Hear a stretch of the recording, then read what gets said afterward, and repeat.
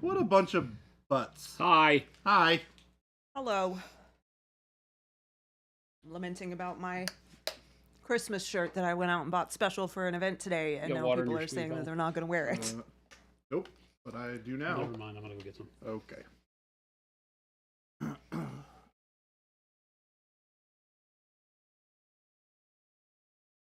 Hello.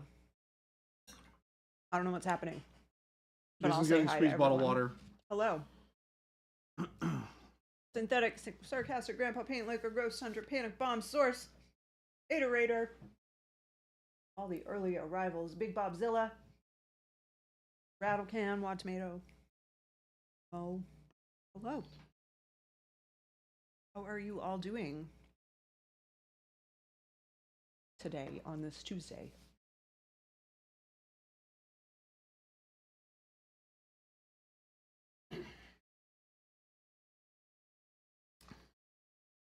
Good morning. Funny looking Trench Crusade, man. It is. On the Right? title, it says Tuesday something painting. Exactly.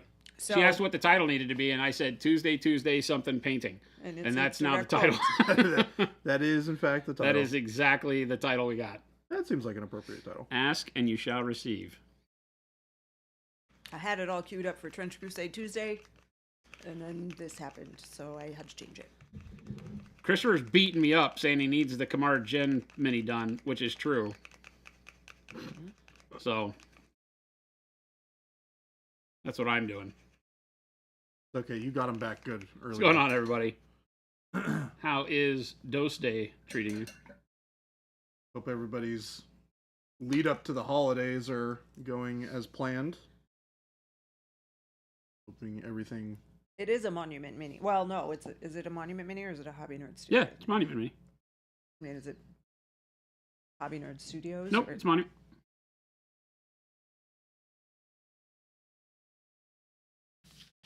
This is the Kamar Gen or Kamar Gen.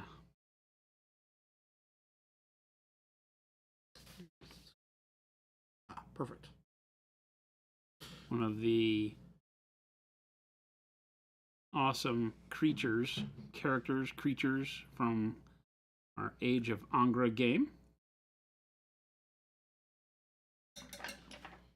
Sapo said, what's the best way of dealing with the horrible cauliflower bases on old school pewter minis?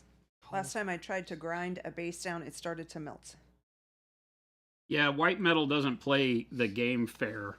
So, what are you trying to do when you say grind it down? Is there a reasoning behind that? What's your goal? You trying to take the base off of the miniature?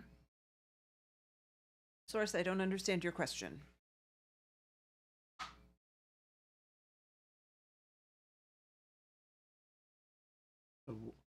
Oh. The Kamar Gen, Kmart Gen. It sounds, yeah, it's a play on words. Yeah. Okay. It is not Kmart Gen. No. No. No. Mo, I did not.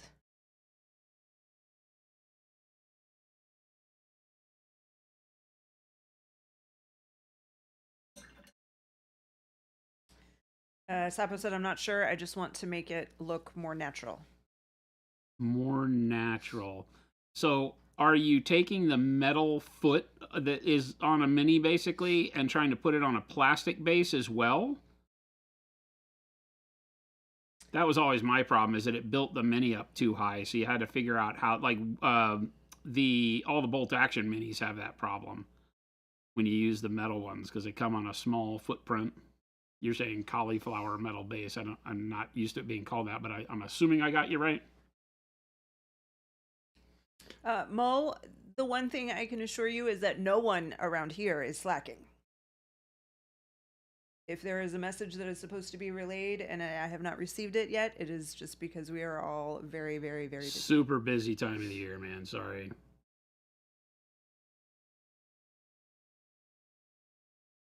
But yes, You could that cut is out my the fault. middleman and just, if you've got a question for me, you just ask me right now. Yeah, you are here with Jen. I don't have any context about what it could possibly be about, so I don't know if it's something I could help you with here on stream or not, but I started reading this. He wrote me this Here we huge are. email, and I started reading it, and it was right at the beginning of a meeting this morning, and so I didn't finish it.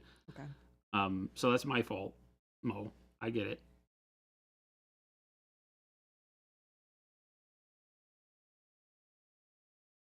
I don't have my phone in my pocket, or I'd just read it right now. Blood Walrus, Vector, Hoosiers, hello. Mo's feeling very slighted He's right called now, and I'm Slowfuse, sorry. not Speedy Fuse. What's that? Paint Liquor said to Mo, he's called Slowfuse, not Speedy Fuse. Also true. This time of the year is horrible for contact and email and everything. We are so beaten with end of year. We are all everything. exhausted right now. Trying to hold it together for another week. Going on. Not a great excuse, but it's all I got.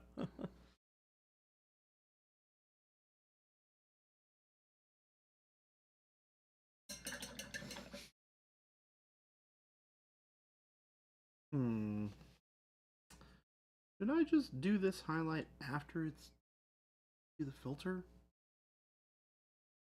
No. Happened before. Doing the check marks on all the things that need to be done before I do the niche filter on these guys, making sure that I have the requisite amounts of highlights and stuff on everything. Because I want to make sure that everything has the right amount of vibrancy before I cover it all in niche and other colors.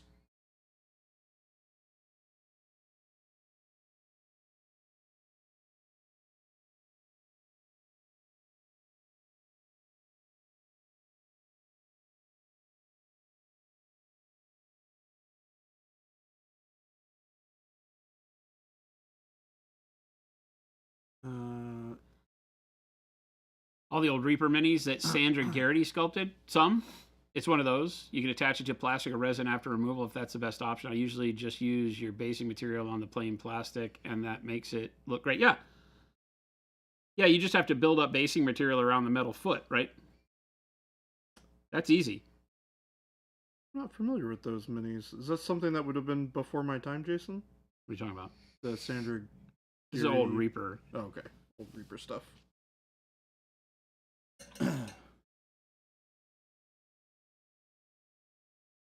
I'm losing on two fronts there. Never been a big D&D person, and also old D&D stuff. Yeah, I never really paid attention to that stuff myself. I do remember that funny little... I say funny. Funny's not really the correct word for it, but that cool little tin or aluminum, like, folding, not can, but little box that somebody brought over to you of super old D&D miniatures that I think it was Gen Con? Yeah, no, it was WonderCon. WonderCon, and that's it was old, not Ralpartha even. They were old Grenadier models. Like an old model that you had used for like D&D back in the day. Yeah, or it was something? like one of my old, like it was a model that was like one of the old Grenadier D&D like knights or warriors. And it was some models in there that were variations they used to take in the D&D world. You used to get the same general sculpt, and it would have like one would have a hammer, one would have a two-handed sword, but you could tell they were all done by the same person and off of the same kind of body design. And they had one of those like warriors or models that was exactly the warrior that I used that had a long sword and a shield. I think they brought the one that had the two-handed sword. That was a lot of fun. Sapo says, I wish they would have kept the bases like Ralpartha did instead of the cauliflower looking stuff. Bakamaru, hope the team is doing great this week. Yeah, the metal base is where they try to give it texture so it seems like ground came later. Spoon handle, that's awesome. I'm glad that it made it to you. A great name, Spoon Handle. Was your order a gift for someone?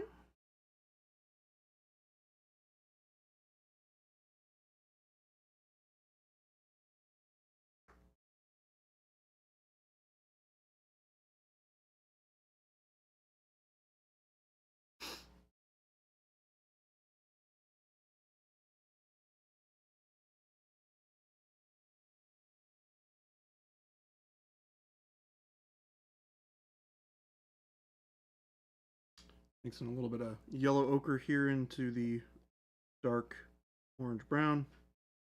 A gift to yourself. Awesome. Those are the best. You get exactly what you wanted.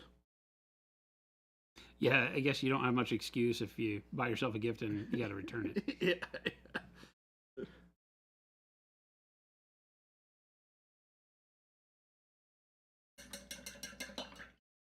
To Dad from Dad. Spoon handle.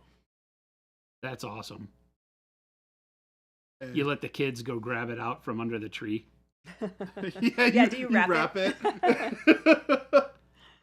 Hey, what was that last one for? It says to Dad from Dad. Yep. Oh, that must be because nobody else got me anything. Spoon handle. This is a gift to myself and I don't like it. Yeah.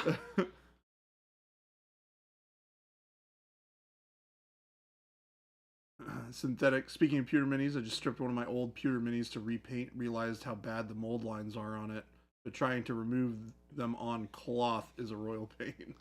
Oh, it is too. That old school cloth sculpting too, where it's all super, like super folded on itself and everything. A pain in the butt.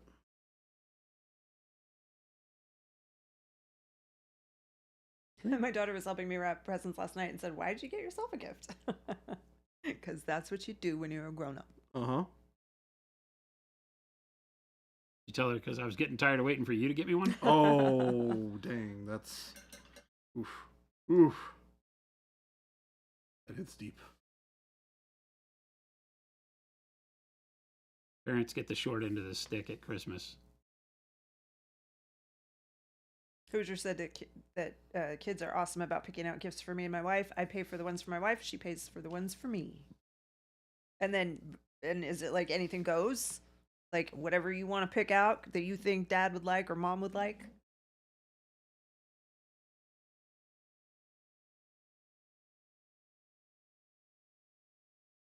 I always wonder in those that's situations if the kids end up buying things that really they will like. Yeah. I bet there's a little bit of that.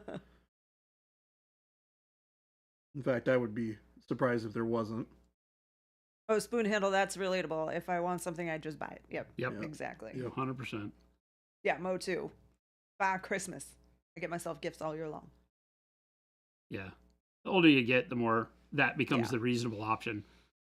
Number one, you don't want to wait for something, right? I hate shopping. So if I come up with something, I'm like, oh, you know what I need is this thing. Then much easier to just grab it when you're in realization that it would be a good thing. I think the cool thing about getting and receiving or getting and giving gifts when you're an adult is that, especially if you're somebody who likes to buy stuff for yourself, you just get the stuff that you don't like, you need but wouldn't go out of your way to buy like on a regular day-to-day basis. Like, when was the last time I went out of my way to go buy socks? Like, I don't think about that kind of stuff, but love getting it as gifts because, man, new socks are pretty awesome. I definitely understand. I think we talked about this many streams ago, like maybe over a year ago. We're talking about somebody who like would never wear a pair of socks more than once. Oh, my friend Jeff. Yeah. He's the editor of like Street Chopper and Hype Bite magazine, and he would only wear a pair of socks once. I guarantee he still does only wear a pair of socks once. Like, I'll be honest with you. And does he then give them away, I hope? He donates them. Okay. Oh, okay. That seems more reasonable. But I mean, I'm gonna be honest. That sounds great. You just get that brand new, like fluffy sock feel every single time you put a pair of shoes on. Oh, I mean, if you wear fluffy socks, that would be nice. Yeah, for sure. but I mean, even with like not as fluffy socks, usually you get that kind of feel. I had first the time bad around. sock yesterday. I You had had a bad all day sock? long problems with my sock. Just one of them. That's the worst. It kept moving in my shoe and like coming off Oh, in I my shoe. hate So every time I stood up, I would like have to like get in Adjust there and it. try to adjust it. I'm talking to people like digging in my foot. Like, sorry, I have a situation here today. Oh, I think I worst. had that happen to me. I don't know, maybe 2 or 3 weeks ago. It's just like my sock kept on like rolling underneath my I was just asking myself this morning in one of those random mirror talk kind of conversations with yourself, why do they put the seam for the socks on the inside of the sock? The toe seam? Why isn't it on the outside of the sock? Why is it pressed up against your skin? Oh, I don't know. I never really feel it. Because I've had socks. You could turn your sock inside out. Yeah, well, I do. It's softer on the outside anyway, usually. Oh. I have recently turned them inside out and worn them that way because of this reason. Because the stitched seam on some of my socks, when you pull your sock on and the heel is where it's supposed to be and the toes where it's supposed to be, the seam is right on the knuckle of my toe. Oh, and like you feel or it? like right on the like the cuticle Ugh. area of my big toe, and it rubs it. It's like, what is going on in my sock right now? Not interested in this. Colonel, hello. Just came back from Mom. walking your crazy dog. We have a crazy dog too. She's insane. She thinks outside is the greatest place in the world. Outside in the front. She likes outside in the back. She'll love to hang out outside, but going outside in the front of the house is like an experience for Cora. He's a knucklehead. She. Hoosiers, usually the kids get guidance. Said my 9-year-old picked out new pink Crocs for my wife because she mentioned offhand she wanted some and he heard, so that's what he picked. Awesome. Nice. Awesome. Remember the genius friend of mine who said his wife's cheesecake was terrible? They just buy themselves a thing and then present it to their spouse. You see what you got me? Thank you so much. I love it. And I love you too. This is what you bought me for Christmas. Yeah. That's pretty good, actually. Super Bleeder said if I won the lottery, I wouldn't wear the same pair of socks twice. I mean, that's definitely a good luxury. That's like not the thing first thing that for- comes to my mind, though. That's like not my biggest issue. It's not mine either, but when you talk about it as like you hear that somebody out there wears a different pair of socks every day, And you start going, You're like, then that you kinda start sounds thinking nice. like, well, I mean, if I had millions and millions of dollars, I would probably do that too. But yes, if we were just having the conversation of, well, what would you do if you won the lottery? That would not be the first thing I would think of. yeah, my brain immediately starts doing the math on how much does a pair of socks cost I was and how much literally does 365 pairs of socks cost. And Yeah. I would immediately start wearing the socks multiple days. Yeah. Because, I mean, I'm pretty sure socks are more than $1 a pair, usually. Oh, guaranteed. I mean, the kind of socks that a person that cares about wearing the Yeah, socks even then, for only a day is not trying to. to skimp on sock quality. Sunshine Grenadier, thank you for the sub for 33 months. Whoa, 33 months. That's not a short period of time.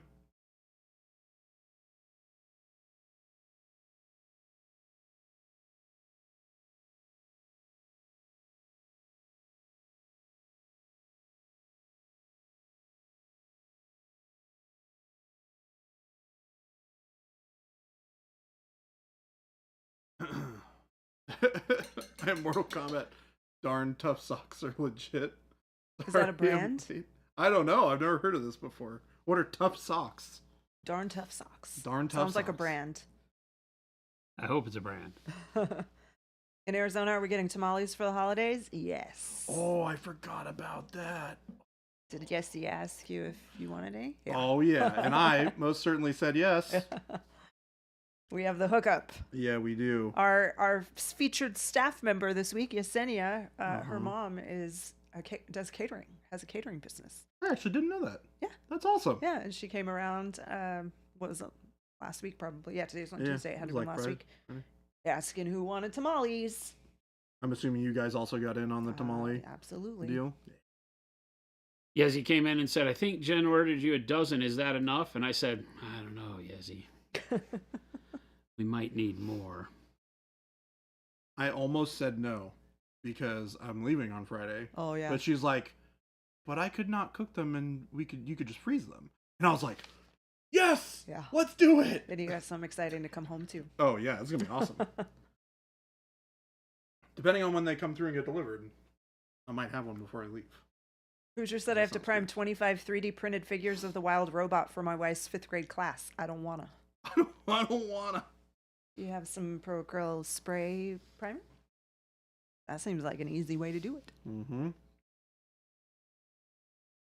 Man, that stuff is also just a dream to use. I've been using it at home a bunch lately. Feels good. Mr. Blue said, any tips for blending highlights on faces that are tiny? I really like to use thin glazes. So I'll usually mix a little bit of glaze and wash medium plus my skin tone highlights and then a touch of water just to get them to like a nice thin consistency and a little bit more transparency. And then I'll layer that up in stages to get the right amount of opacity in the areas that I want it. And the nice thing is, as you build it up, you'll build a nice contrasting gradient from kind of less opaque to more opaque. So that can be a really good way to do it. I'm sure Jason probably has another suggestion as well. Nope. All right, we got it in one. I mean, blending in small places is more a matter of your confidence and comfort level with blending in general. You're going to have to obviously make much smaller brushstrokes in order to blend in tighter areas. Transitioning your color as a mix on the palette is an easy way to do that. So you're not as worried about, the actual brush control. You can just do it with color. Keep mixing colors together. That's going to be the same question you'll run into at small scale across the board, no matter what it is. Faces, clothing, guns. Skin is just one of those where you can't really get away with skimping on your blends. It needs to look, smooth if you're doing smooth skin, textured if you're doing textured. You got to really be able to pull it off. So, I hate when the answer is largely continue to practice, but in a lot of ways, that's the answer with that. Get used to maybe stipple blending, where you use a lot of small dots to fill the areas between colors. That helps a ton. You can get good at that. Because sometimes when you're blending, you're thinking in terms of, bigger brush strokes. But if you don't have the area for a bigger brush stroke, some people get bogged down with, oh gosh, how do I blend this color? I only have, 1/8 of an inch to blend in. And if you can get good at stippling, then stipple blending is a fantastic way to do that because it's really built for doing in small areas. Colonel, he was going to paint the more of the Trench Crusade models, but Christopher yelled at him. He's not wrong. Said he had to finish this model. I'm not the master of my own destiny here, folks. I'm at the whim and beck and call of these other people. So you can blame Christopher. I hadn't felt inspired with the Jen after doing most of the skin. It feels really uncomfortable when you say it like that. Huh? It said it feels weird when you say it like that because it really sounded like you said you haven't been comfortable with the Jen. Oh, yeah. I haven't been comfortable with Jen quite a while now. 10 years in now, he tells me. 10 years in. We're just finding out now? Well, great. Takes a little while for me to get up the gumption to have these conversations in public. What if I say, chat, we're hiring? Oh, Jason. I mean...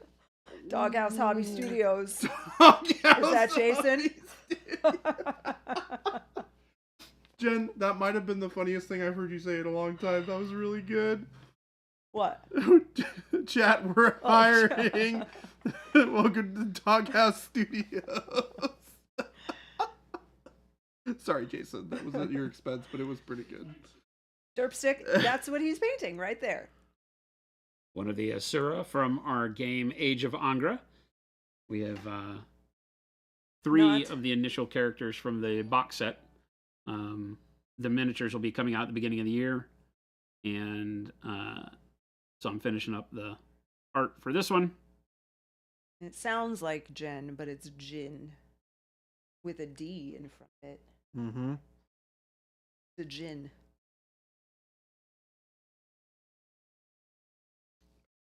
The gin. They are, we call them 75 mil models. They're actually bigger than that, but that's the kind of rough scale idea that you get, is calling them 75 mil. They're big, really neat models, fantastic sculpts, lots of fun.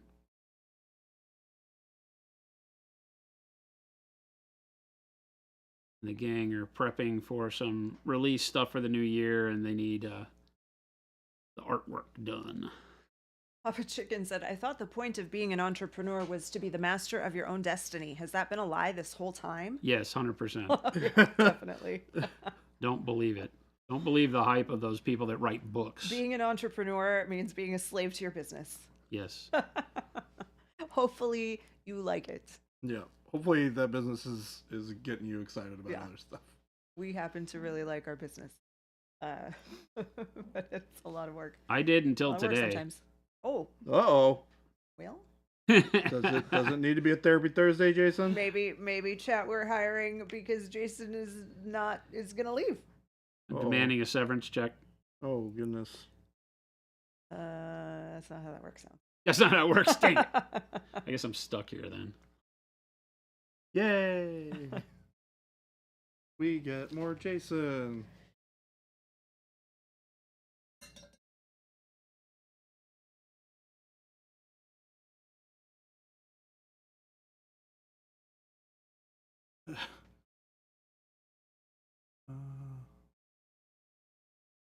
But you and Jen are the bosses. Don't let the peasants dictate your time. Oh, gosh. We try. Trust us. There is definitely a whole block of time on Jason's calendar that says, don't talk to me. And they still do. Yes. I try to be good about it. I try really hard. And yet there's people in my most of the office time. during my entire do not disturb time. I put that there as wishful thinking. I respect it. Don't come over here between 1 and 2.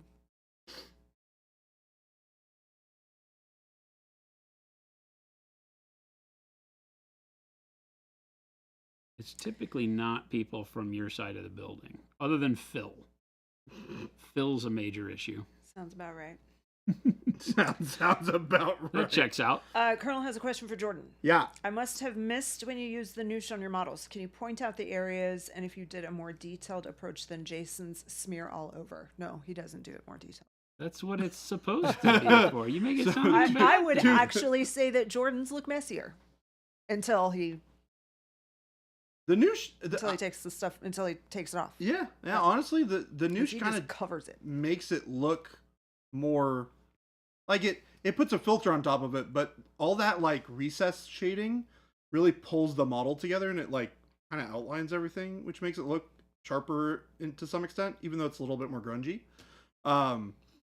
But to answer your question more specifically, a lot of these models I have not put noosh on. In fact, this model I have not. There's only 3 of these guys that have the noosh filter on them. You can see this guy on the right. See how he's got a lot more of that detail defined. The details are sharper. There's dark lines in between a bunch of things. And it's got that kind of like just overall grungy filter about it. That's the goal. So we're So when I said that Jordan's might actually be messier than Jason's, that wasn't a bad thing. That's what you're supposed to do. You're supposed to put it all over it and wipe it off. Yeah, so there's not a need to be precise. Yep. You can use it in more precise ways, which I will also go over when we get around to it here today, because we'll have plenty of time to be getting to it today, I think. The more subtle applications you do with it, you can still get that weathering effect and that filter effect without having to throw it over the whole model. So if you don't want that filter over the entire model, and you just want like a little bit of rust in some spots, it's really, really great for that as well. Instead of using a makeup sponge, I'll usually just use a brush to wipe away a good portion of the excess. I think I do have the guy. Yeah. So this is a good example of when I was doing some noosh filters that were really subtle. So you can see kind of in the crevices here on the shoulder pads where that kind of orangey staining is happening. That was all from Noosh. You can see it in the, see if I can get the light in here just so you can see it. Yeah, those little orange spots right in there. That's all Noosh in there. There's some spots in the gorget here that are just really, really subtle applications of Noosh. And it can give you that kind of slightly grungy effect without filtering over the entire model. Because maybe filtering over the model will make it too dark, and you want to keep it a little bit brighter, but you still want some of that feel. It's a good reason when you can utilize Noosh to that effect. But for these guys, since we're going for quick and dirty, make them look good on the tabletop, we're doing the whole enchilada, throwing the Noosh all over the model, and we're wiping away. And it works really, really, really good. So we're gonna do some of that today. Might pick 5 of these guys to knock out with that, so we can feel a little bit more accomplished.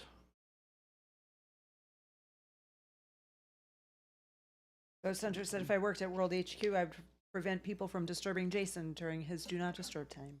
I'd be like his bouncer. Stand outside the door. Hired. We need a part-timer, a bouncer, 1 hour a day from 2 to 3. Or, sorry, from 1 to 2. 1 to 2. Hired. Just stand guard in front of Jason's door.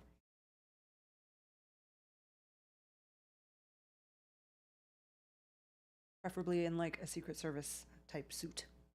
Oh, even better. Yeah. That would be hilarious. With sunglasses. I'm just imagining us walking up to your door with some And a little big ear radio that doesn't work. He's just standing there, and then someone comes up, and he does like this. I got a visitor right now. No, sorry. Entry denied. Entry denied. What time is it? 1:05. Entry denied. I'm sorry. 159. Entry denied. I'm sorry. Mr. Craze will not be seeing Mr. this. Craze will not be seen right now. I would love. This is in my future. You guys laugh. This is coming. This is going to be the state of things. I'm going to have a personal assistant that sits out like a guard dog in front of my office. Earpiece is just playing music. Yeah, exactly. He's listening to show. But you got to touch it every time somebody walks up. Yeah. Kind of look that's away and hold your ear. Yeah. And do one of these. Look around a little bit. No, you got to do one of these that keep them at bay. Nope. No. Nope. Boss says no. Nope. You're not on the list. Do not disturb until 2 p.m. Come back in exactly 53 minutes. And 12 seconds. Oh, I'm sorry. He's on stream now. Also inaccessible. Back at 4 p.m. Yeah, come back at 4 p.m. Oh, I'm sorry. He left. Try again tomorrow. Try again tomorrow. Mission Impossible. Talk to Jason. Mission Impossible. Talk to Jason. I am so available. That's what the frustrating part Ghost of it is. Hunter's new catchphrase will be "Still no, Philip." Still no, Philip. Still no, Philip. Philip came over today and he was like, hey, what are you doing for lunch? Little did I know he needed me to buy him lunch. That was He all. didn't ask me. Oh. I'm right next door. Yeah, what's He with never that, asked me Philip? what I'm doing for lunch. Well, Jeez, Philip. maybe that's a thing you should look at.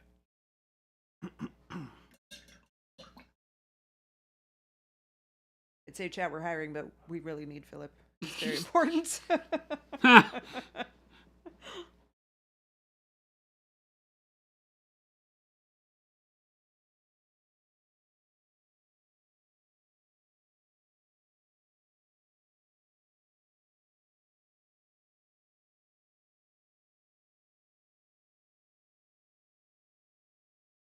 Well, yeah, I don't eat canes, so Also that's true. sometimes a problem. Also true. None shall pass. 'Tis but a flesh wound. Tis but a flesh wound. Philip respects me too much to try to mooch off of me. I don't know if that's the case.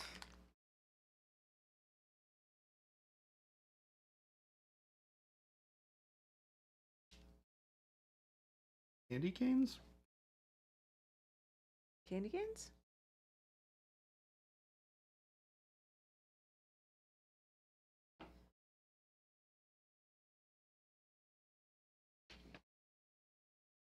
We don't know, Solitaire. We don't eat the paint. Nope, definitely not. Somebody asked on Yezi's post yesterday. Oh yeah, I saw. What's her favorite flavor? What's her of favorite paint? flavor of paint? I said Yezi is smart and doesn't eat the paint. They're like, wait, are you calling me stupid?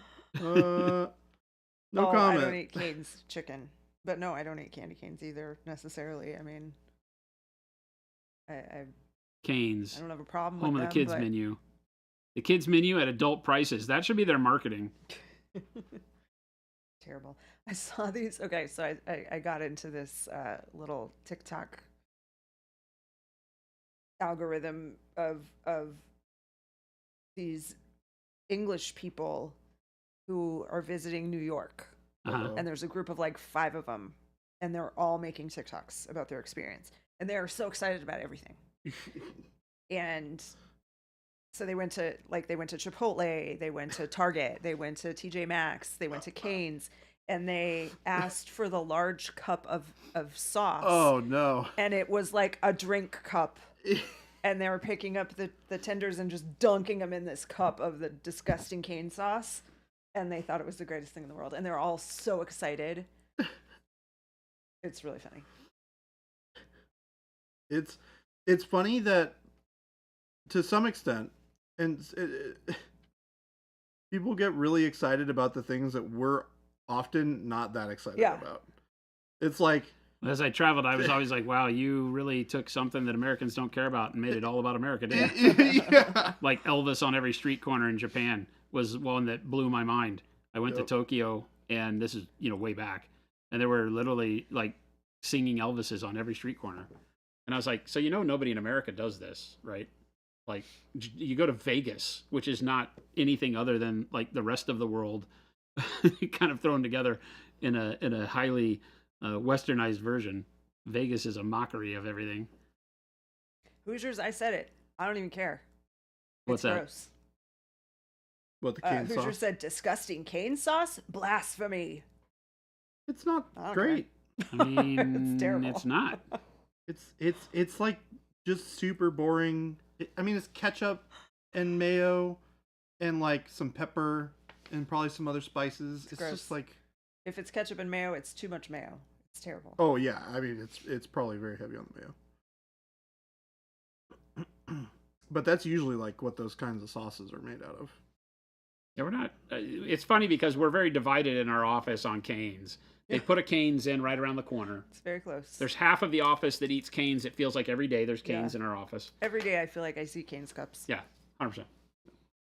I'm more of a Chipotle guy these days, but I will partake of Cane's every once in a while. I love my And then there's those of us that are like, no, I could live without Cane's. Yeah, I don't ever need to eat Cane's.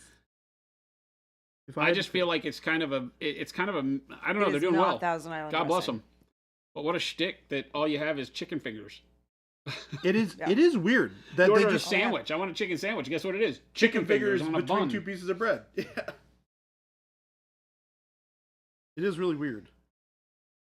Yeah, dripstick, not Thousand Island dressing. Oh, I have seen this video. If though it's the one Tech Elf is talking about, that some people from overseas were in a barbecue place, and the owner came over and took their silverware away because they were trying to eat the barbecue with really? fork and knife. I've not seen It was that. like I two think I've seen dudes. this. It was two dudes, and they were immediately like very sorry. They're like, "No, we're sorry, sorry," and then they pick it up and they start eating it. It was funny, hilarious.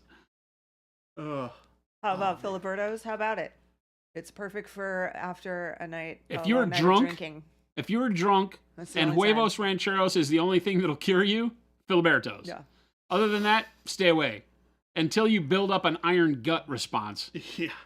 Because everybody that you will talk to about Filiberto's will be, if they're honest with you, they'll be like, I love Filiberto's, and there's an asterisk at the end of that sentence. And when you scoot them off outside of the crowd, they go, but it doesn't love me. 100% of the people that talk about Doug any has of the hobbies. Bertos, you can take, it's a blank Any of line, the and it says Bertos. Bertos, because Yeah. there's Julio, Phila, Yeah. Romeo, it's a Roll million names, Bertos. Bertos.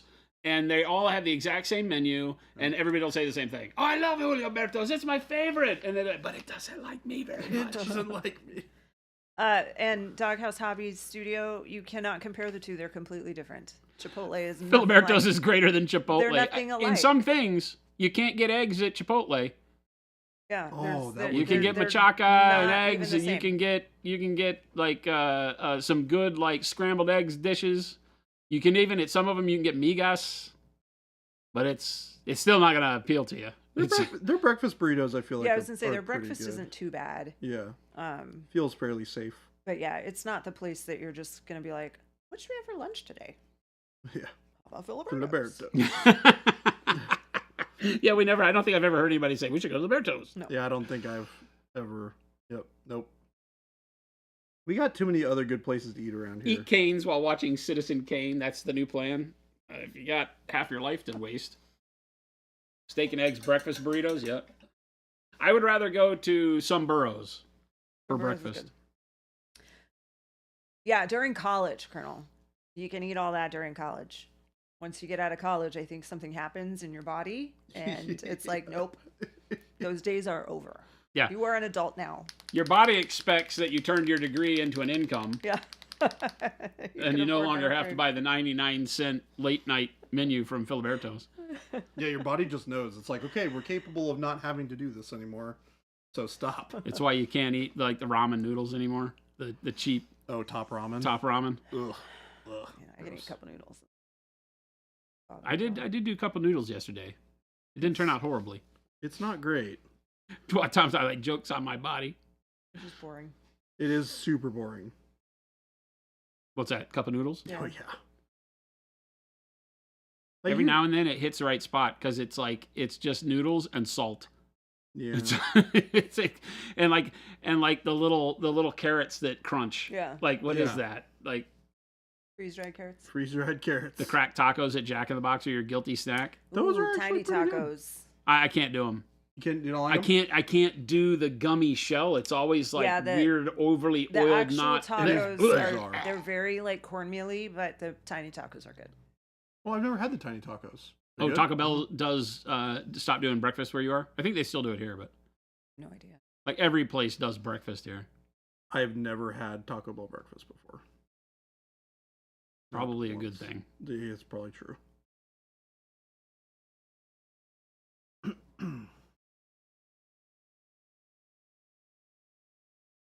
Colonel Yesenias in San Diego or South Dakota? Because SD is South Dakota. Doghouse says, I miss my Arizona foods. Oh, don't you know? Man, I got to tell not you. too long ago. Arizona has like some of the best dining on the planet. That sounds funny to say that, but literally, Arizona is one of those places where you can almost get away with saying nobody's from here. I mean, obviously, there are people that are from here, Lots of people, lots more people now. but there's a ton of people who started that are from here now because their parents are only like moved one generation ago to Arizona. Yeah, there aren't many people my age So much good who food. are natives. Like most of the people I know are not from here. So much good food. Okay, so the dog is the color of the fire. So I got to figure out how we're supposed to do that, It's a fire dog. right? I'm going to paint some other things first. Elemental fire dog. Yeah, it is. It's like elemental fire dog. So I'm going to paint like this little schnauzer. Little Westie.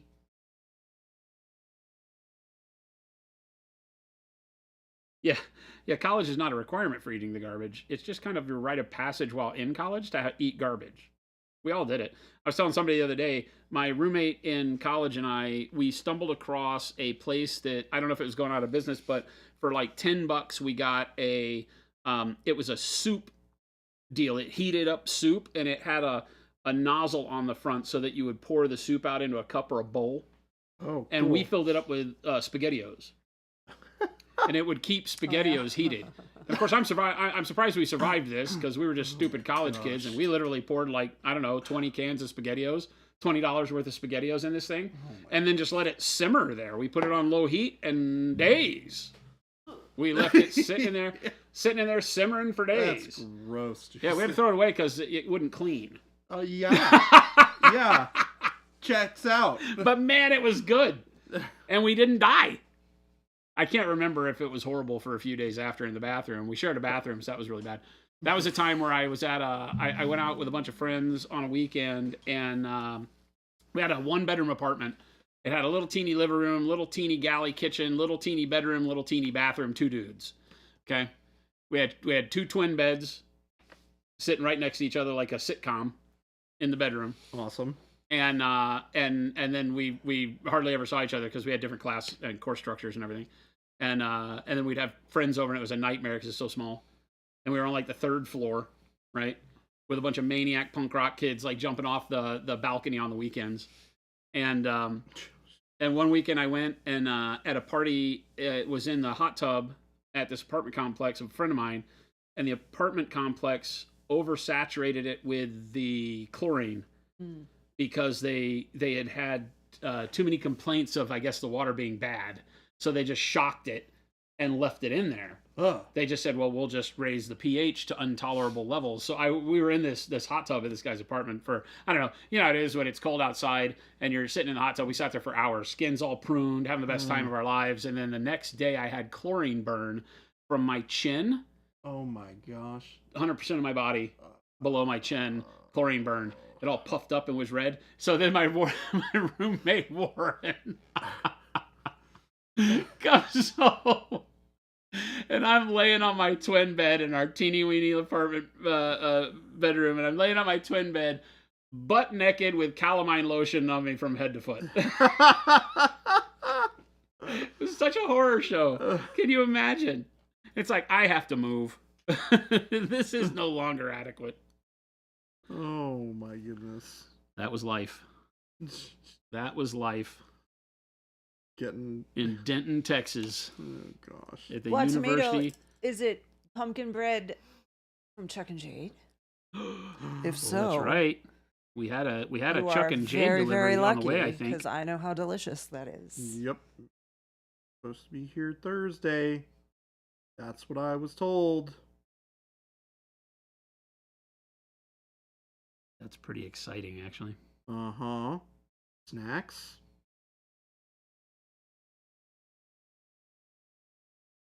Also right after the holiday party, so we get the treats. And then more treats. Great. Sounds like we need to hide the bread from Jordan. No, we just gotta hide it from Philip. Philip doesn't get any. Why does Phil not get any? Because he's not gonna be here on Thursday. Oh, that's right. Phil's planning on getting drunk at the holiday party Yeah. and then not showing up for work the next day. I forgot about that. Sorry, new guy. Phil, you have missed out on... I'm excited we have our holiday party tomorrow. Yeah, I know. Me too. It's funny too, because moments ago when we were talking about barbecue, I was like, man, barbecue sounds good. You'll get some tomorrow. I remember, I was like, oh, that's great. How convenient. Turns out. Have I been to this place before? Is this the same place that we went to? This is not the same place we went to with... I don't think we've... Miniac, I feel was it? like we've been there. I feel like we've gone there. Didn't we go there with Miniac? Or is No. this a different place? We may have taken them to Bobby Q's over by the On the one on Camelback. the one on Camelback. Yeah. I feel like we went. Is this the same restaurant? It's the same Okay. one, it's just a different location. Oh, okay. Yeah. Oh, yeah, this place is great. You guys are invited to the party on Thursday. Yeah, don't forget. I mean, Mo, if you want to come out to Phoenix and join us for dinner, you're welcome. I would be afraid to open up to the community our holiday party because a lot of them may show up. And I don't know that we have enough seats. There's a lot of us as is. We're like nearly Well, not everyone is 60 bringing this a plus year. one, so Isn't that we're crazy? actually 37. How many? 37. Oh, a lot of people are coming one? Yeah. No, That's a lot. we didn't get a lot of plus ones? No. I mean, I think the expected amount. I was factoring that everyone potentially could bring a person, Yeah. and that got us to 50. But not everyone did. Will we pay for flights? No. Sorry. Nope. Nope. You can You're come. on You your got to own. find your own way here. Can you imagine? Yeah, The day flying Monument chat. can pay for flights for everybody to come to the holiday party is like, I can't even imagine that. Hoosiers Thursday will be our holiday stream. 12 Nerds of Christmas 12 Nerds of Christmas. is what we're calling it. And Even though there'll be more like 20. Yeah, I was about to say, I can't guarantee there will only be 12 nerds. well, you gotta remember that production is in a different place. So unless they make a field trip over, which I've said that maybe they should, I talked to people a about little that group today. of them to come in. So we're going to see if we can't make that work. Yeah. Yeah, regular stream time, 2 to 4. Just a fun celebratory holiday stream. If you guys Gifts. were here for it last year, you'll know what Gifts to may be expect. given, May. to some May. of you.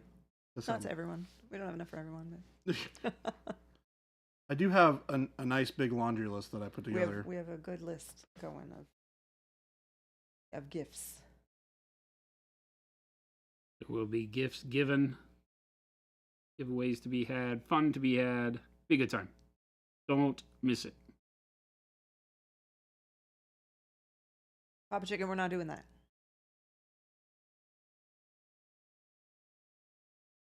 Hello, D-Fresh. How are you? What's going on, D-Fresh?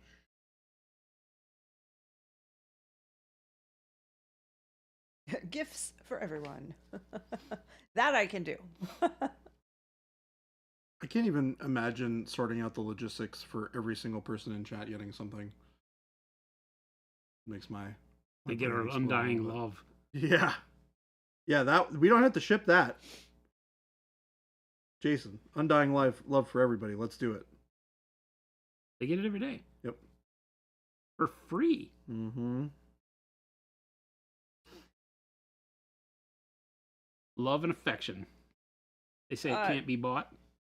Papa Chicken, our we have a second location. It's just not the one. Like the whole company didn't move, just half of us. So we have fulfillment here, sales and marketing here, and then paint production at a separate location about 5 miles away. It's close.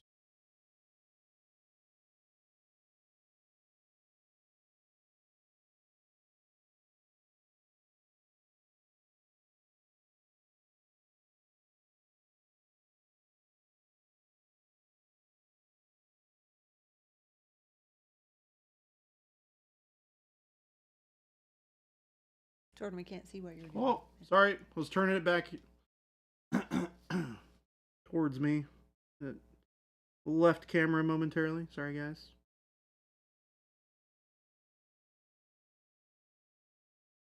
Opt for larger on the inside technology instead of moving larger on the inside. Pop, what does that mean? I just said that we know that we have two. We did still move. We just have 2 separate locations instead of everybody moving into one.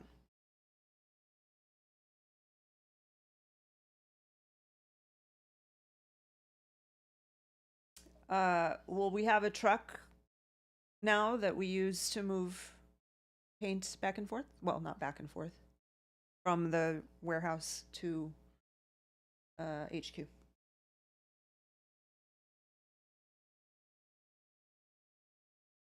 Oh, Papa Chicken, that was apparently a Doctor Who joke.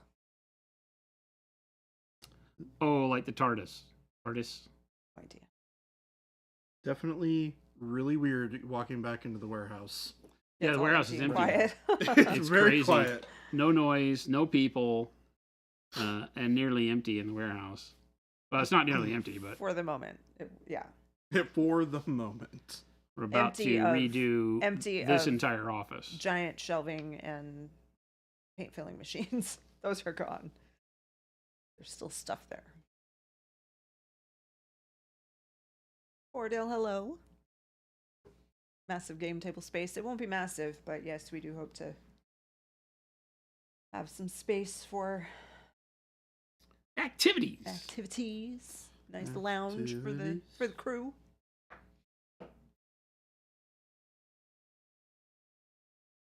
But no, nothing here will be massive.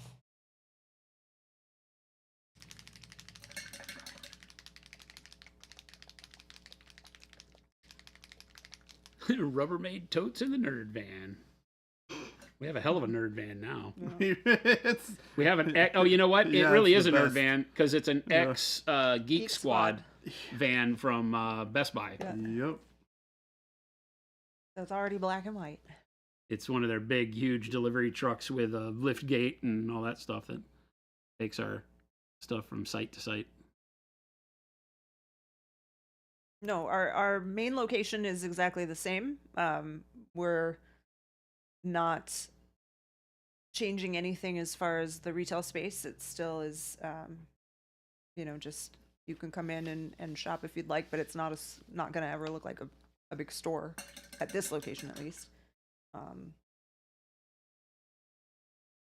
We love it when people come in, but we really love it when people visit the local stores that carry our products. Geek van, technically. It's not even a van, it's a truck. It's a truck. Like a box truck, like a little U-Haul type truck. Yeah, honestly, it's a Geek Squad Geek Squad vehicle that I never would have expected Geek Squad to ever use. Oh, Must I've have seen been those. before my time. Well, that's their delivery I've seen truck. those trucks with Geek Squad. Really? Yeah.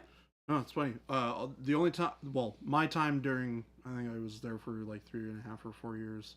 I only ever saw the smaller ones, the like single person vans. So they would be Like what Christopher has. Yeah. Bigger, yeah. Yeah, exactly that. I've seen them. No, the Geek Squad out here, they had the Magnolia stuff too, where they did the home theater installation.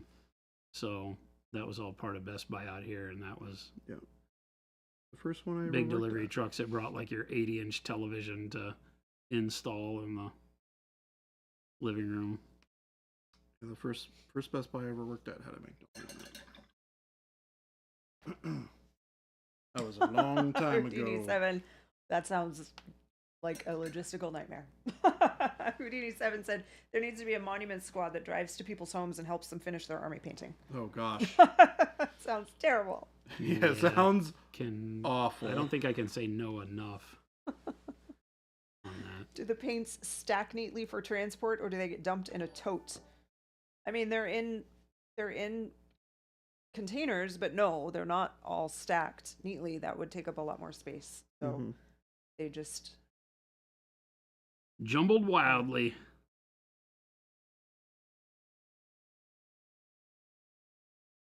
But then the totes will be stacked on each other. They're not going to just throw those in the truck. Yeah, just toss all the totes in there. It'll sort itself out or something.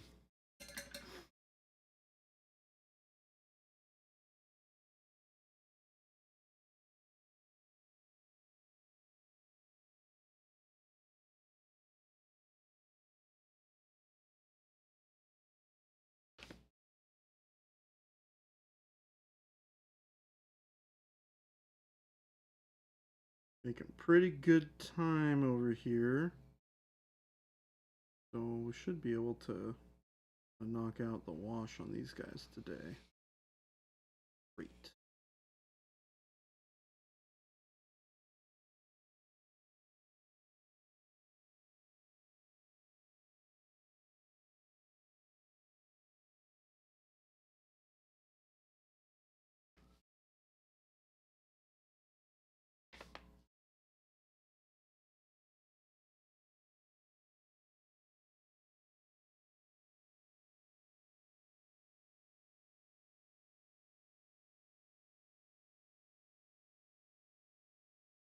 And I feel bad for everybody in my apartment complex that lives right next to the fire station.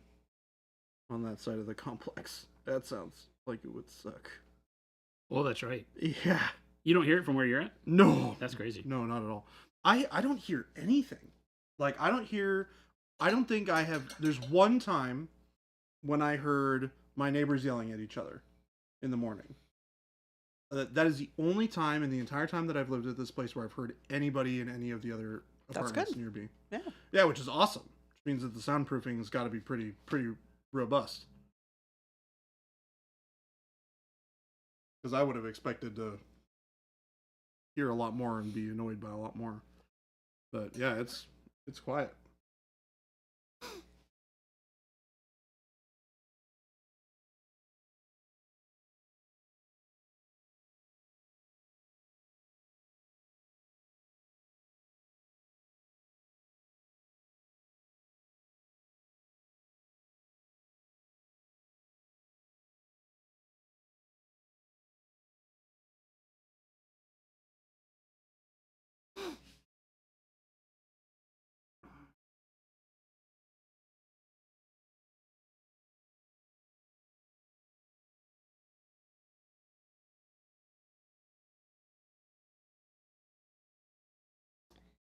Wad got a package from Jade.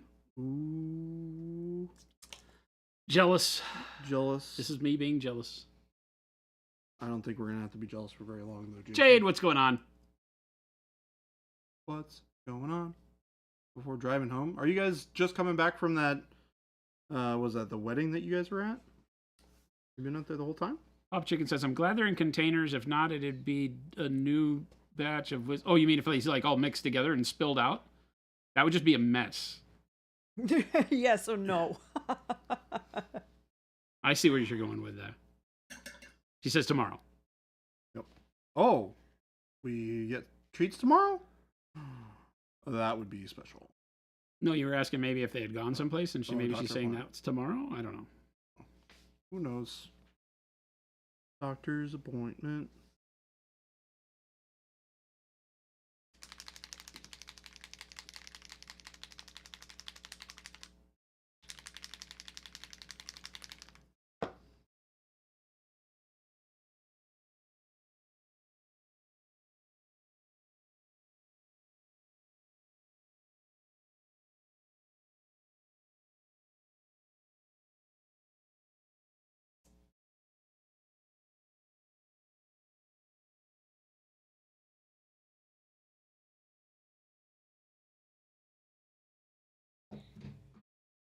I think I like that better.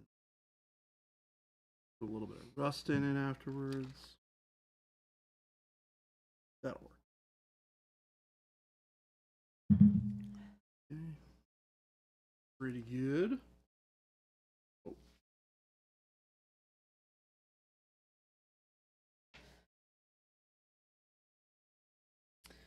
Mr. Blue said, if you don't have every color in the Monument Library, what are some good colors to have on hand to darken or lighten with? I find white and black often don't look good. Yeah, white and black are going to desaturate colors tremendously, so you're right. If you're looking to do tints, tones, and shades, you're going to want a variety of colors that lend into like more warm and cool tones. So let's start with shading, okay? So on the darker side, the colors in expansion set 1 are going to be perfect. You've got dark blue, dark purple, dark camel green, things of that nature, that are really great as shades. You also have dark and bright neutral gray, which are imperative. You get warm gray and dark warm gray in the base set. They're great, but it really is a necessity to have the others. So those are good shades. Now, there's a lot of other great shades in our line. If you get into like the signature sets and such, but that'll give you a good starting point as expansion 1. Same way, expansion 1 also has like pale pink, which is a great tint for reddish colors. Pale yellow, which is a fantastic tint for Pale yellow is expansion 3. anything. Oh, it is. That's it right. has olive flesh. Oh, that's right. Olive flesh is in expansion 1. It's still good. Olive flesh is tremendous. Yeah, same kind of thing. Gives you kind of a yellowy tint that you can use. Not as bright as pale yellow. So I would look at pale yellow out of expansion set 3. Yeah, I use pale yellow a ton. We do. If you're buying on our website, 8 or more gets you the set discount. So you can create your own set and buy single bottles. Get 10% off. Also really like yellow ochre for brightening things as well. Especially That's an expansion 1. Yep. Especially if you don't want to go super duper bright. But if you want to gently lighten something. It'll make it a lot more. I mean, it will definitely change the hue of what you're mixing it into usually, but if it ends up being the right kind of mix that you're looking for, it's a great solution there.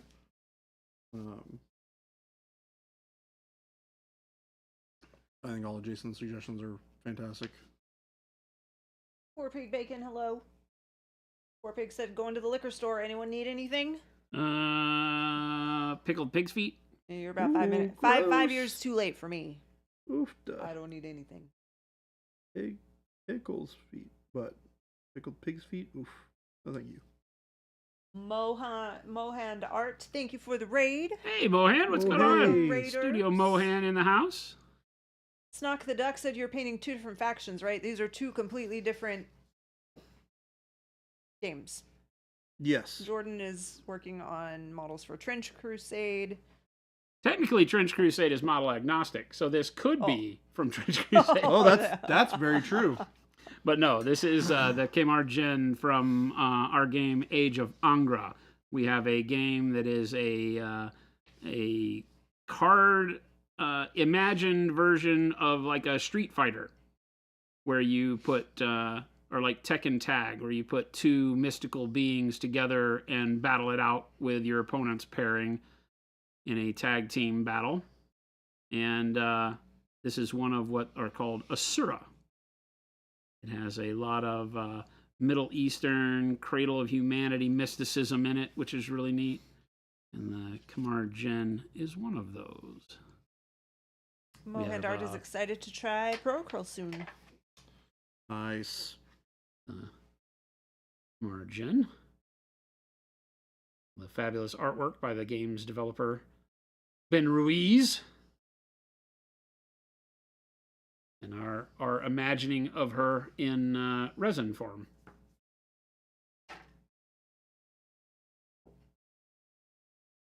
Game Delay checks Jason's model for Blood or Rust. That's not a Trench Crusade model. Well, that's a good point. That's a good point. I am also painting Trench Crusade. I'm doing the Trench Pilgrim faction, while Jordan is being his always heretical self and painting the bad guys. Yep. Don't know why. I'm drawn to the dark side, Jason. I mean, you know why. You're a horrible person. Oh, no. That's the only reason. Phantom LFF, hello.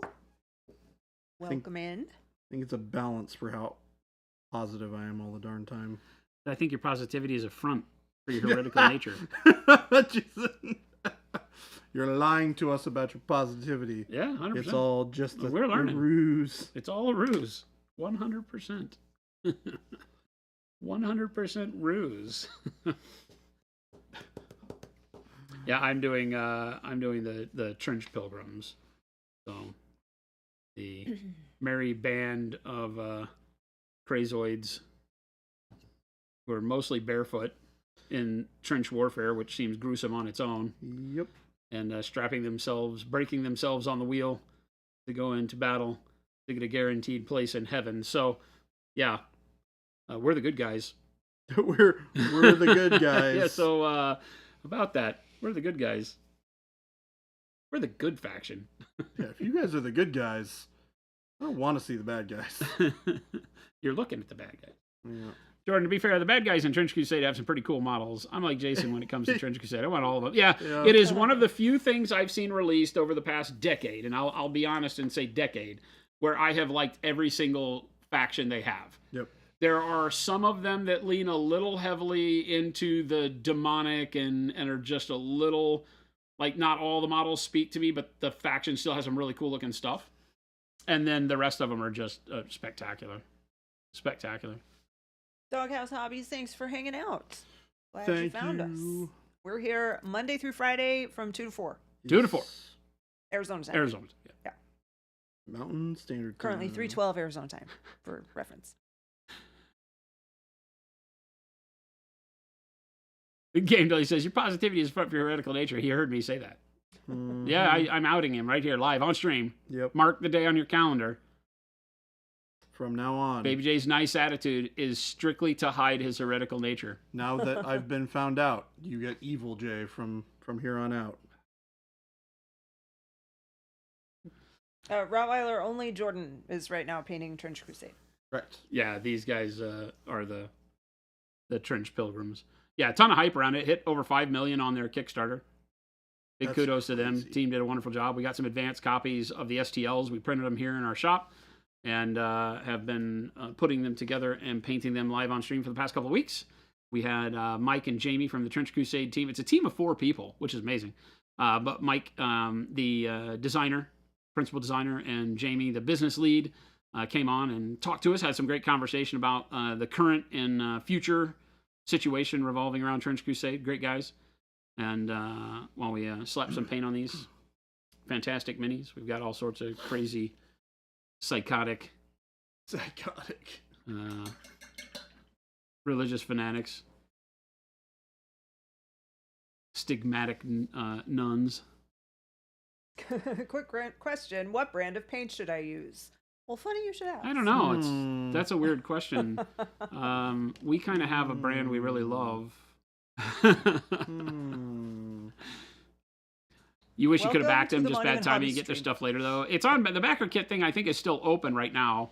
But yeah, and they will be available to the public as soon as they get the STLs and physical copies delivered to the first backers. Then you'll be able to buy them on. I think they're going for My Mini Factory. And then the company that's producing the physical prints for them the first time is the company that'll continue doing it according to their. Anybody saying anything other than Monument Hobbies is about to get banned, so you all watch it. Flapjack, we know where you live. Look at Houdini 7. Houdini fired. What the hell's wrong with you people? Phantom, we are Monument Hobbies, if you don't know, and we manufacture that paint, so you will hear a lot of love for it here. Yes. Autocorrect got you. Whatever. Yeah, sure. You typed Monument and it came out Testers. Lies. You're fired. Yeah. Fired. I don't believe it. Spitfire. Oh, nice. Your LGS got the color sprays for Colorforge? Nice. Oh, nice. Very cool. Nice. I mean, they're going to print money with it, so. And people are going to be very happy with the product. It's a win-win. It's bare external latex paint. Yes. Oh, yeah. 100%. Yes. Yeah. Oh. Are we just naming paints? Yeah. Pretty much. You see what I have to deal with, chat? Yeah. Go look in the mirror, chat. This is what we have to deal with. You're doing it. You're doing it, chat. You're doing the bad thing. We talked about this. I can't wait for the salamander green and the yellow and the brown and the blue. We don't have any of the blues yet. They're on the Wave 3 stuff that won't be coming until next year, but that's the final 6 colors. 3 of them are blues. Oh, jeez. A lot of blues. Yeah, they set up production in the UK based on the sales volume of the colors. And the blues are, the last in line. They're still great colors. They just are lower in volume of production. I'm very curious to see how different that spread would be in the United States versus in the UK. Well, that's the thing, and we knew that going in, that it's going to be very difficult for us to make that decision quickly, right? Because we have to wait and see what people are going to like. Oh, totally. We got to get in front of everybody. Everyone's got to try it, get super excited about it. But I'm very curious to see what those numbers tell us 6 months down the line. We got all the greens this wave. Man, Bushman said new colors. I'm out of the loop. Monument Hobbies will have new colors next year. We have new sprays that came out earlier this year, but black, gray, white, and matte varnish. But the colors that they're talking about are Colorforge spray primers. Yeah, the spray primers. We are also partnered with Colorforge to do Colorforge North America. So we bring and make available all their spray primers from the UK here in the States. Yeah, if you've never heard of them before, very beloved brand over there.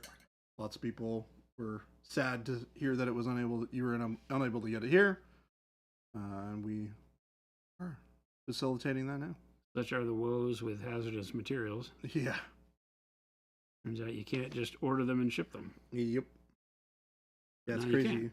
how not being able to ship something all of a sudden makes you go, oh, this is complicated to get places.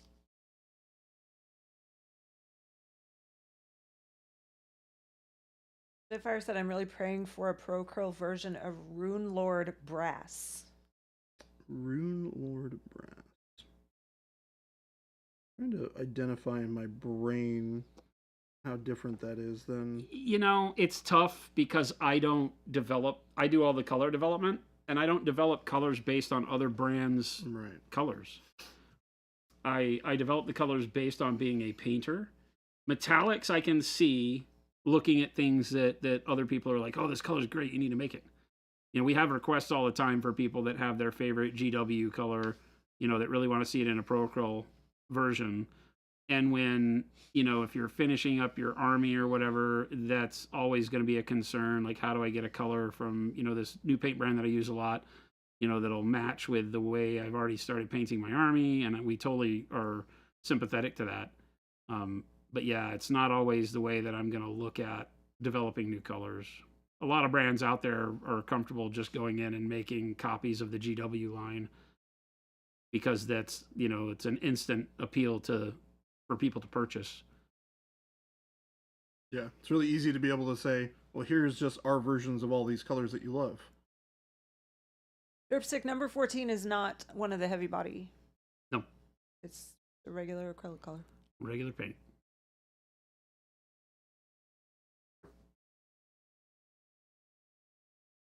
And we've only got 2 heavy body colors in the line right now.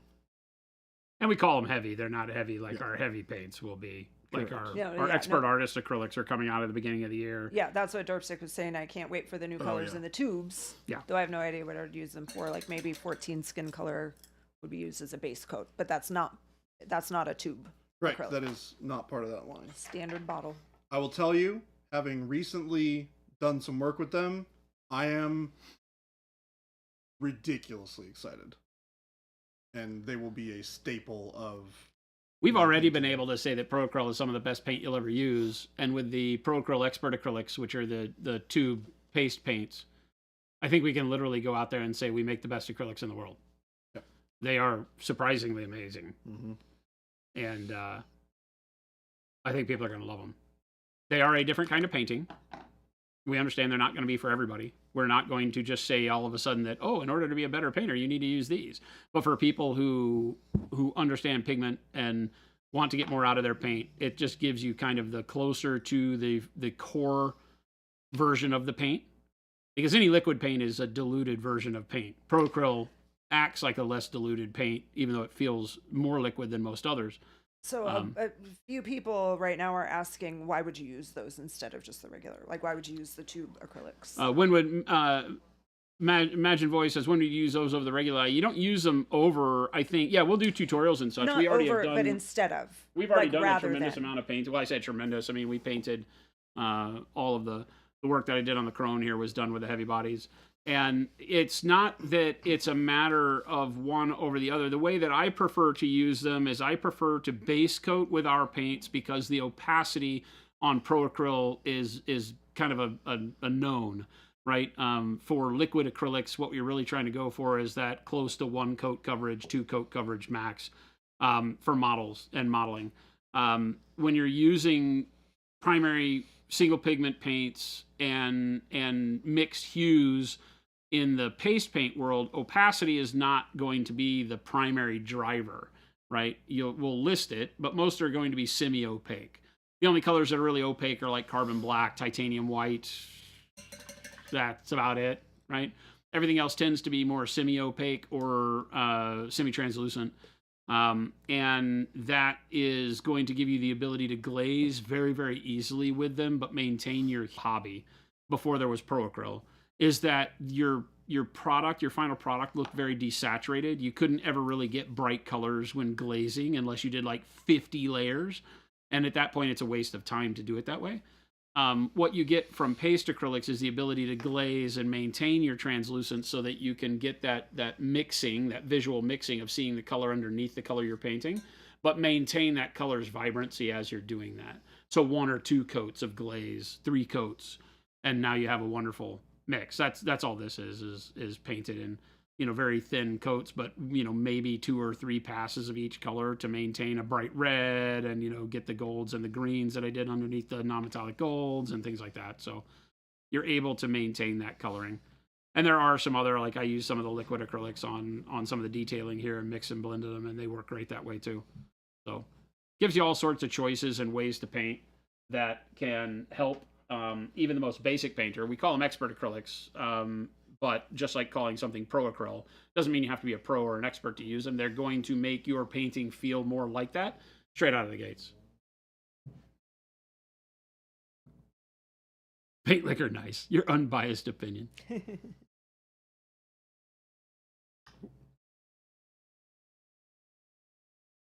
Smatic says, noob question, why heavy-bodied paints don't you want to thin? So here's the honest truth about our industry in the hobby. And I've been painting in this hobby for over 45 years. And so and I say this only as a way to say that before there were companies making paints for modeling, because that's a relatively new thing, you didn't have, you just tried to get the paint to be usable on the surface you were painting. And when you're painting 3-dimensional surfaces that have small details, you need the paint to be more liquid and not to be goopy, because it will dry goopy. Like heavy polymer, heavy bodied paints for canvas painting have a stronger, call it a urethane, right? But the acrylic polymer that's in there is going to be heavier duty, and sometimes when it dries, it can obscure details. So yes, you want to thin your paint. In the liquid acrylic world, a lot of these acrylics that are out there on the hobby market are made by coatings companies that make house paint for a living. And so their technology is built around the same stuff that house paint is. So it feels very heavy. So again, in order to get it to flow over the model and not obscure the details and be usable the way we want it, you kind of want to thin it.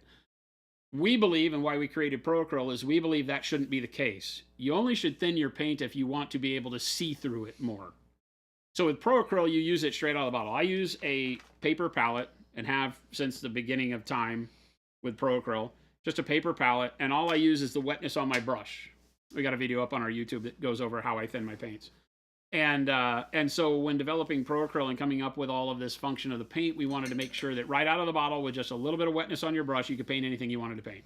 You add more wetness and dilute the paint if you want to do techniques that require the paint to be more see-through. You want to dilute for transparency, not dilute for usability, right? Now I say that, diluting for usability through the airbrush is a different thing. I'm not discussing that right now, because you can thin our paints and shoot them through the airbrush, and most paints want to be thinned a little bit. But the way the airbrush atomizes paint, you get better coverage from a thinner paint sometimes anyway. So that's a different component of what we're talking about. Assuming you're brush painting most of the time, then diluting should only really need to be done to change the opacity of the color. If you're having to dilute to make the paint usable, you should use another paint. Now, when you get to paste acrylics, that function changes a little bit, because with a paste acrylic, what you're trying to do is get as much bloody pigment as you can inside of the paint, right, per brush load as humanly possible to maintain the vibrancy, to get the true color out of it. There's no dilution at all, right? It's like drinking 1,000 proof alcohol versus 3% beer, right? The 3% beer will get you there, right? But you'll drink a lot of them. Grade A, whatever, 100 million proof alcohol is going to knock your socks off with one shot, right? That's what the heavy-bodied acrylics are. They are that million proof pigment solution, basically. It's not a solution, but you get my drift. And so that emulsion with the acrylics in it is heavy duty, allows you to get all the color, all the vibrancy with less dilution, but you're still going to want to thin it a bit to get it to use on a 3-dimensional surface. We formulated it to lay flatter, be matte, because most acrylics and artist acrylics that you'll get are satin to gloss. And so we go for a dead matte finish on all of ours, because when painting 3-dimensional objects, you want to try to eliminate as much of the reflected light on the object as you can, so that you can actually see what you're painting. The glossier the paint, the more shine the lights in the room cause, the less you can see your own highlights, the less you know if you're done or not. So that's it. Jesse got dolphins into heaven. Said, are your paints normal thin or airbrush thin? Yes. That is the correct answer too. Yes. I mean, we airbrush. both. So to give you an idea, this one of Cannot the red. We'll get to that in just a sec. one of the recent models that I did, this larger Mad Cat that came in the BattleTech, the recent BattleTech Kickstarter, we painted it, and all of the body color was done with an airbrush with 0 thinning. So we started with dark blue, went to dark jade, then to jade, and then to bright jade, and then finally panel lining with turquoise. The panel lining was done with a brush, but everything else was done with airbrush. And if I go in here and zoom in close, I'll show you how our stuff spray. Oh, I'm not looking for this. I'm looking for this. Right. So you can see there's no spotting of the airbrush colors. All of the dings and dents you see is my hand done weathering. But the airbrush is super smooth on there. There's no brush painting, no glazing or anything to go over the airbrush. This was just done very quick with the airbrush base coats. And that was with 0 thinning. But that was doing one model and looking to get vibrant colors. You can thin our paints as you need to do more models. So if you want to do like an entire squad of models, then you may want to thin or use a little bit of flow improver so that you don't get clogging. Because the paint is constantly trying to cure in the cup, right? And so you can wind up with clogging of any paint. Even a thin airbrush paint will clog if you paint too long with it. So like anything, as long as you're maintaining your brush properly and utilize it, don't fill the paint cup up all the way to the top. You know, fill it a quarter way full, spray it, rinse it, fill it, spray it, rinse it, fill it. Then you can make it work, right? But that's why I say yes. It's I won't say standard thin, because our paints feel lighter weight than other hobby acrylics. They are more fluid, but they are also more opaque and have better coverage. That's the magic to our paint line. That's what makes us different than everybody else. We have, in our formula, the ability to suspend or float more pigment in a lighter, more watery substance than anybody else, period.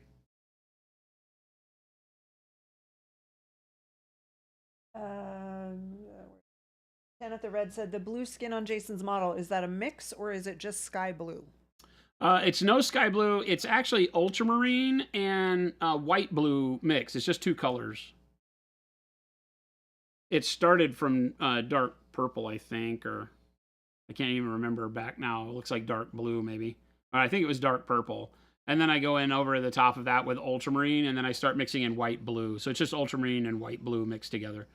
It probably passes through a phase there that's like a faded sky blue, but it doesn't have the vibrancy of sky blue. Sky blue is a pretty intense color. Yeah, it's like almost electric-y blue. Yeah. Source said, might be hard to explain, but do you mind trying to explain why some metallic paints can seem equally reflective in straight light, but when you twist the model, one may become less reflective, while the other stays almost as reflective still? It's right here. Metallic paints can seem equally reflective. Are we talking about paints between brands or paints within a line? Because that sounds to me like they were used differently, right? Because if like the way I use metallic paints will be more reflective towards, where I want the brightness, and then less reflective in the underpinning, right? Even though that's facing the same light, you're getting less reflection here, but that's the way I paint it, right? So that's using an undercoat and, a lot more of the noosh covering it and shading on the downside so that it doesn't have as much reflection here as those same parts in the same light here. That's just how we paint, right? So like it's the dry brush of the silver over the top, but only where the light would hit it. That helps you get more reflectivity and such, right? Because as a painter of three-dimensional things, your main goal is to learn how to control the look of light on your model, not to get the right colors on the model. And that may seem counterintuitive because you're like, well, we're trying to put color on the model. You are, but in order to get a really good outcome, you want to make sure that that color looks like that model would look in the environment that you're trying to paint it in. And that's all about light. Texture, color, highlights, all of that is about light, not about color. And so that's why I asked the question about the metallic, right? Because there's not really a metallic paint that I know of that shines more or less on its own. It's how you use it that's going to give it that dimension, because it only has one reflectivity quality to it. It can't have multiple. So the amount of metal flake per droplet is going to be the same in the paint no matter what. So how you put it on, what you're doing is maybe you're thinning it more in the shadows, and by thinning it more, you have less metal flake per brush stroke the more you thin. And so you're going to get less reflectivity, and that's generally what we do, is we'll glaze the metallic and then load it up in the highlights so that you do exactly like what I just showed, right? You get more shine on the top of the shoulders here because there's more metallic paint without anything over the top of it, and less underneath because there's less of the metallic paint. There's enough to give you the color of the metallic, but there's not as much of the metal flake in there. And then as you turn it, because all of these parts are facing the light the same direction. The light is coming from right here. It's not changing.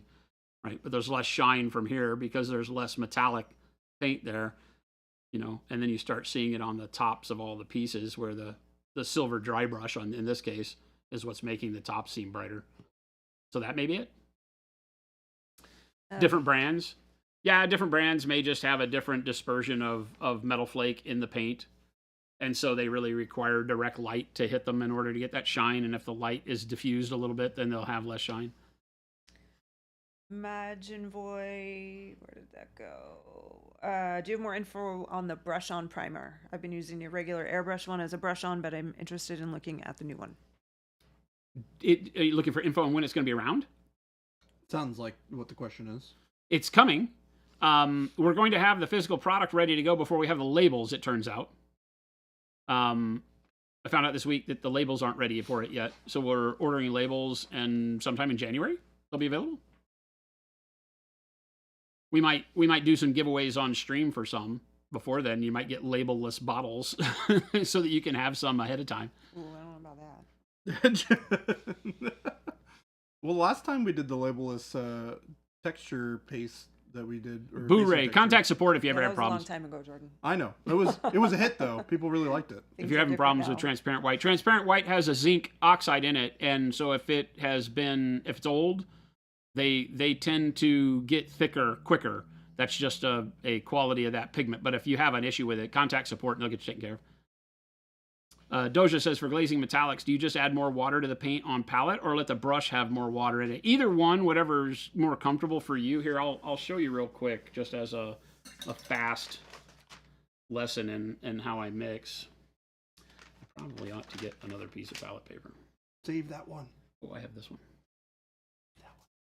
So when you are I'm not going to throw it away.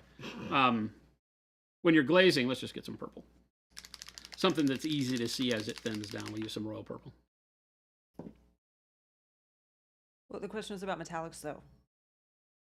For glazing metallics. Oh, okay. Yeah. All right, forget the royal purple. Rats. Sorry.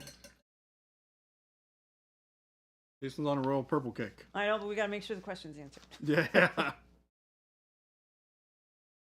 Let me get a darker one. Let me get, what did I do with magnesium? Do some magnesium.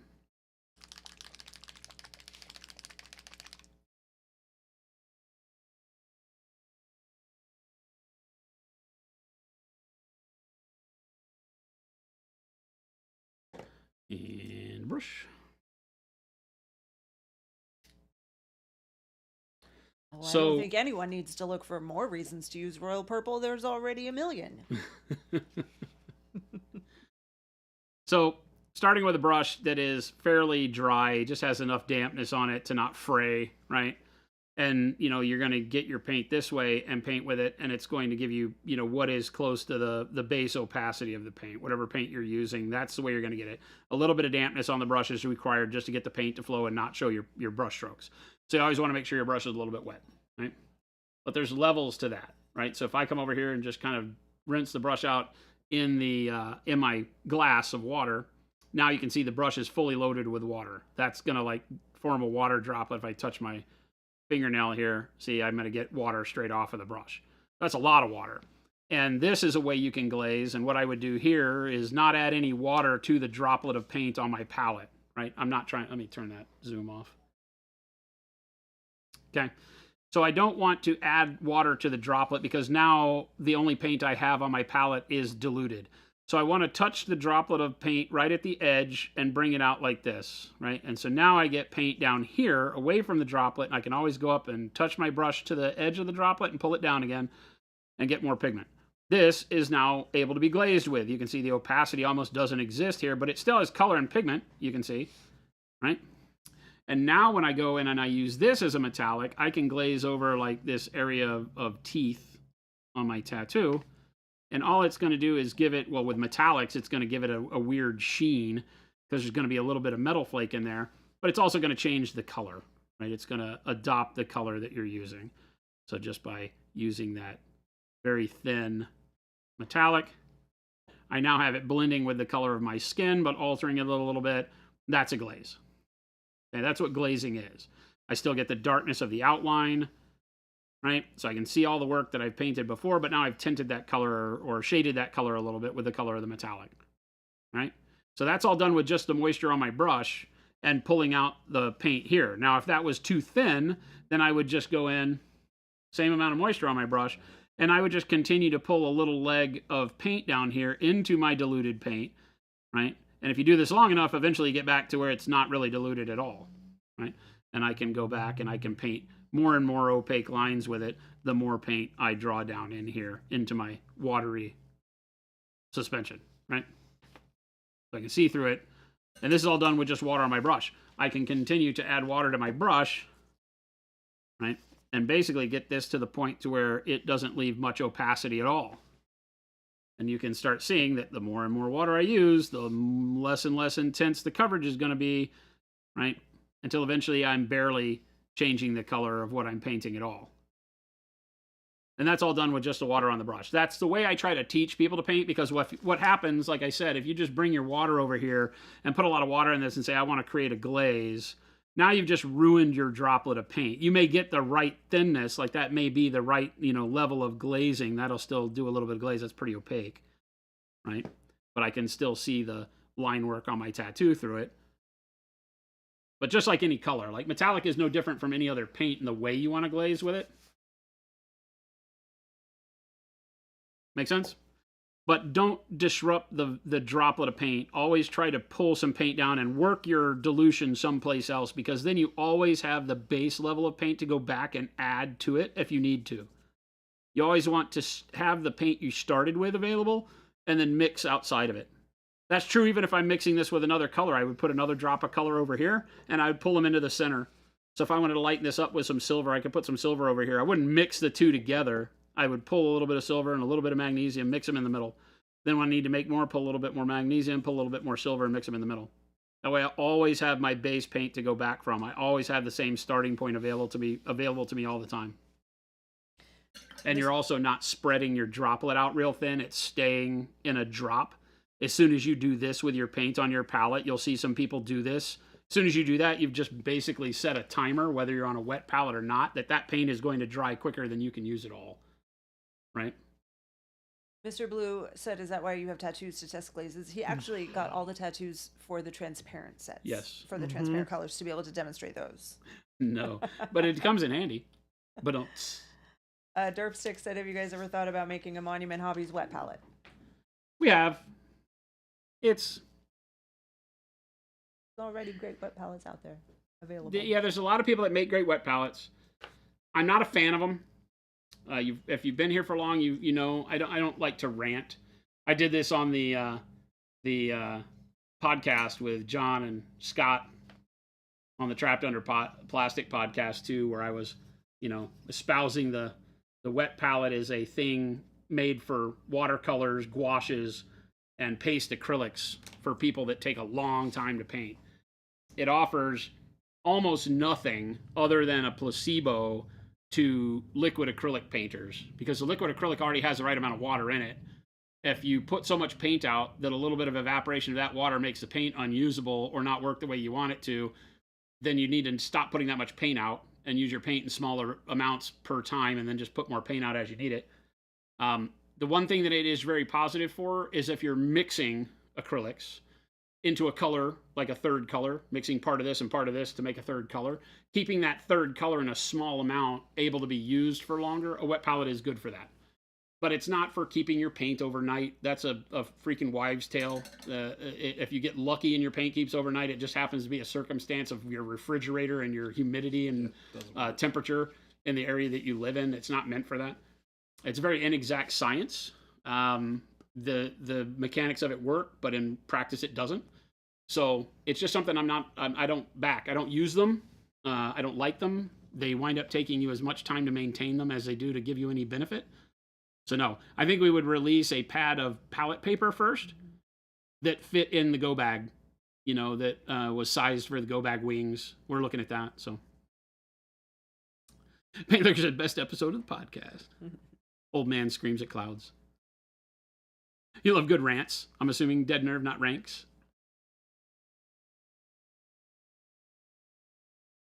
It's 343. A vector, yeah, that's if you wind up with big puddles of paint, that's one of the reasons. That's why you'll look at, like, if you look at my palette and you see the way I use my paints, right? And this, I don't care what model I'm painting. It doesn't matter if I'm painting fast troopers for, a board game or, more display quality models or whatever. I paint them all exactly the same. It is irrelevant. But the biggest goal of painting is, other than you're going to find yourself mixing colors to get the right color, but keeping your paint consistent. So you'll see that you can see nearly every spot where I've gone in, except I put my washes around the outside. So if you see out here, there's a lot of bigger splotches of transparent washes. But as I get into my actual spot where I'm using paint, these are droplets, and you can see that the droplet pretty much has the shape of a droplet with like this tail of paint drawn out. It's why there's this motion to my palette, because I'm left-handed. I'm always drawing my paint this way towards me. So I put a droplet out, and then you can see as I pull the paint into mixes with other colors or into glazes or whatever, it keeps everything nice and concise. I don't have any really big blown out areas of color because that causes it to dry out. You can see where I've used certain colors a ton, so they get bigger and bigger as I use more and more color, but that's the only reason. It's not wax paper or parchment paper, it's palette paper. It's just palette paper. Yeah. It's like a wax paper.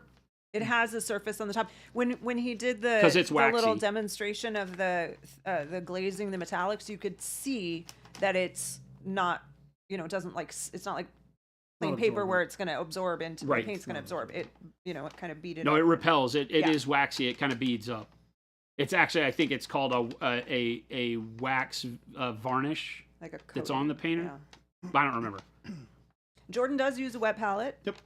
So correct, and that's where we are able to show that regardless of how you choose to paint, it works on both, but it's not anything that's required for Pro Curl. So that's why I think Jason is leaning more toward, not prioritizing making one. Something I don't use. I have a real problem, and this is something that I get lambasted a little bit for, but I think that it serves us better than not, is that if we don't tend to, me in particular, don't use a product, it doesn't feel like a product we should sell. Mm-hmm. And that's kind of a backwards way of thinking if you're trying to make a lot of money.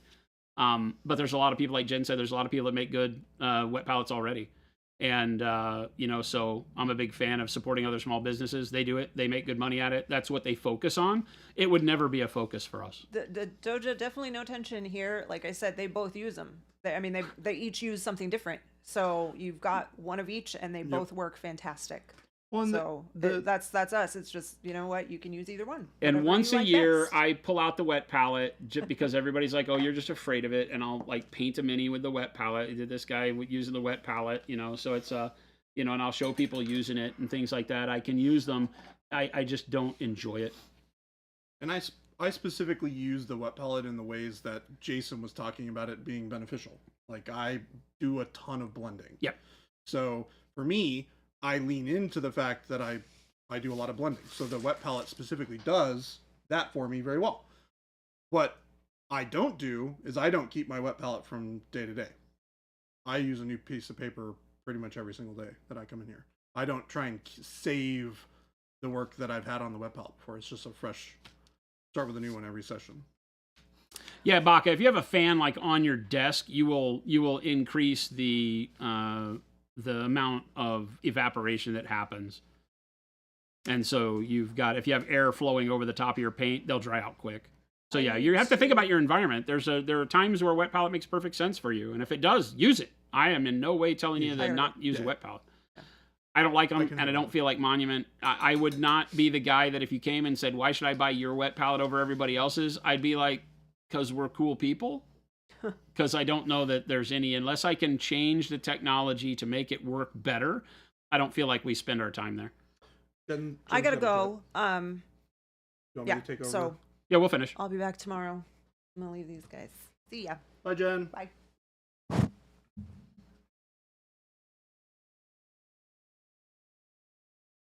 He shows you a wet palette and he goes back to his paper off stream.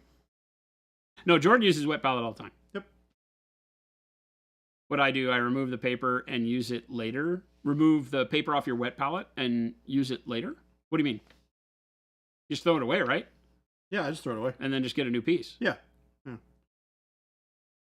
Yeah, don't try to. I mean, you can. Again, you know, it's kind of weird, right? Because in a sense, what's supposed to be happening is you're supposed to have a membrane in its concept, a membrane that allows water to only pass through as it's needed.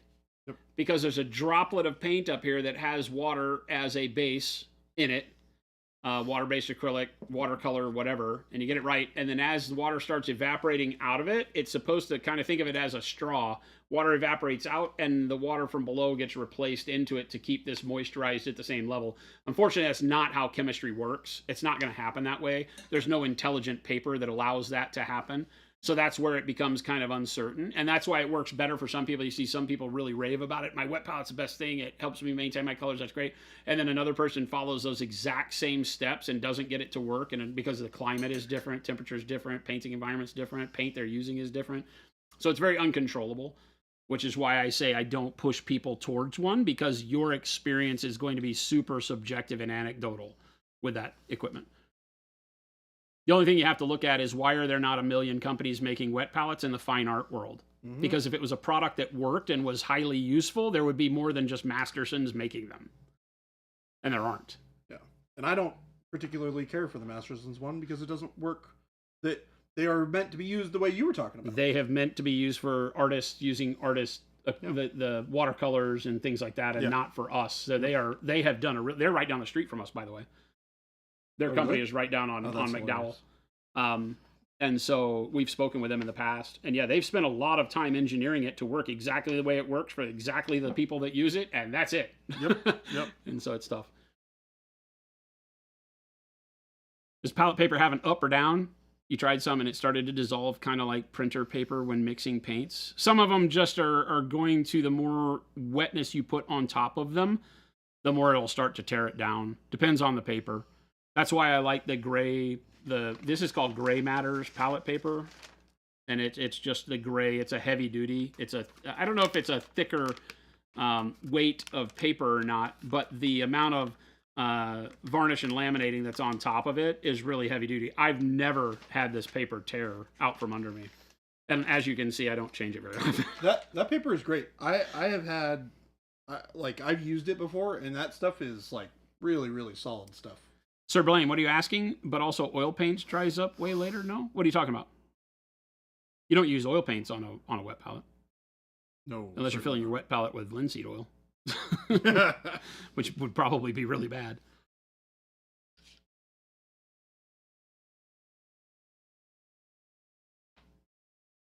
You don't know how people paint in the Midwest. Might as well paint in a swimming pool. Yeah.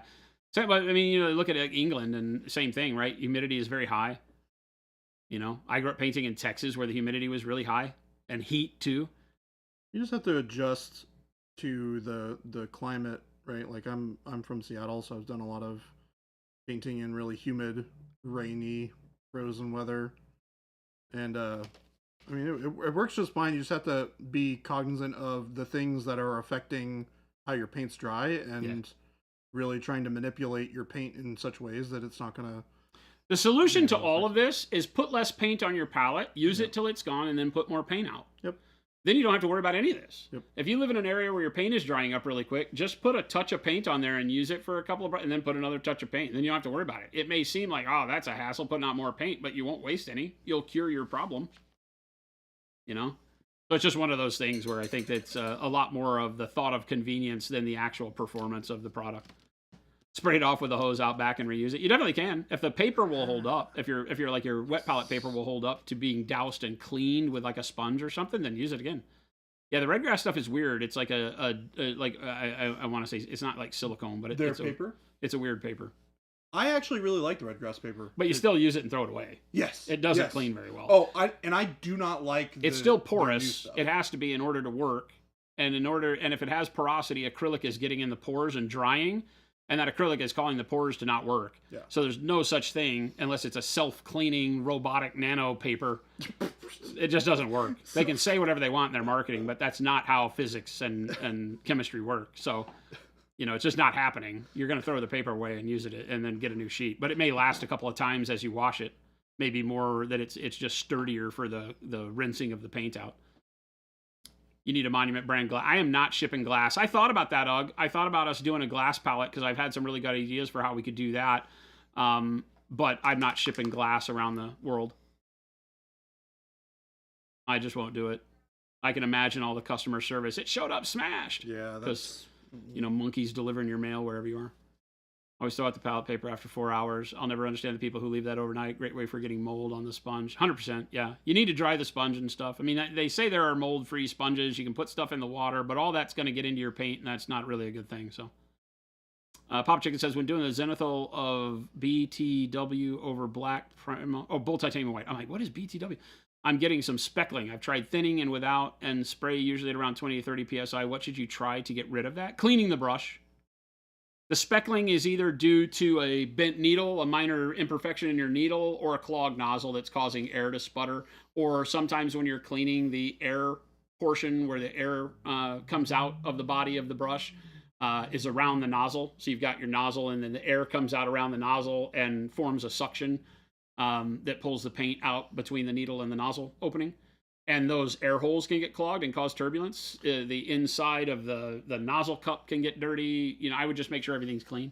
I want to focus a little bit on what you just said about the air, the flow for the air that gets clogged. That is probably one of the most common things that's happening that people don't realize. Mm-hmm. I, for a very, very long time, did not realize that that's how an airbrush actually worked. Mm-hmm. A lot of people think the air in the paint comes out the same hole. Correct. Not the case. And the vast majority of people think that. Yep. So once you realize that that's not how it works, you can finally realize how you can attack fixing the problem and realizing that there is one. So if you're having a weird spray pattern or something like that, definitely check that 100%. Yeah, the nozzle can get flared. If you've pushed a needle too far into the nozzle, the end of the nozzle will flare just a little bit, which causes like a little bit of a ramp at the end of the nozzle. You're talking about like microscopic, but when air comes down there, that little bend in the nozzle causes the air to cause turbulence at the front of the needle, and that turbulence causes spotting because it throws the paint out. It still has a cone of paint because most of the air keeps going straight, but a little bit of it gets wild around the edges and starts to spot. But generally it's a cleaning issue or a physical issue with the brush and not the paint. Now you can wind up with the paint being too thick and spotting. You could be holding the airbrush too far away from the surface. You want to be able to get used to painting anywhere from 3 to 6 inches away from the model max. Have that be your working distance and get really comfortable there. That is going to be maintaining your trigger control. Anything further away from the model than that, and you start in the atomization of the paint, it starts to dry before it hits the model. And so instead of blending as little droplets, it starts to dry as little droplets. It hits as like little beads of paint that don't spread out like they're supposed to, right? The impact of the bead onto the model is supposed to spread it out and let it blend with the other beads hitting around it like raindrops. But if you have it too far away, they've already started drying as spheres of paint in the air. And when they hit it, it's like a paintball hitting. It just kind of sticks in a blob. And it's micro, but after doing that enough, you get little spotting too. So try to work closer. Try to get comfortable with the thinning of the painting, building up layers. It sounds like that's probably not the problem because you say you're trying it at both thin and thick. And then just pay attention to the machine and see, if you can get it to dial in to where it's not doing that. You're always going to notice it more with brighter colors because they provide the most contrast on the model. Yep. It's doing it with the darker colors too, but the darker colors aren't noticeable, right?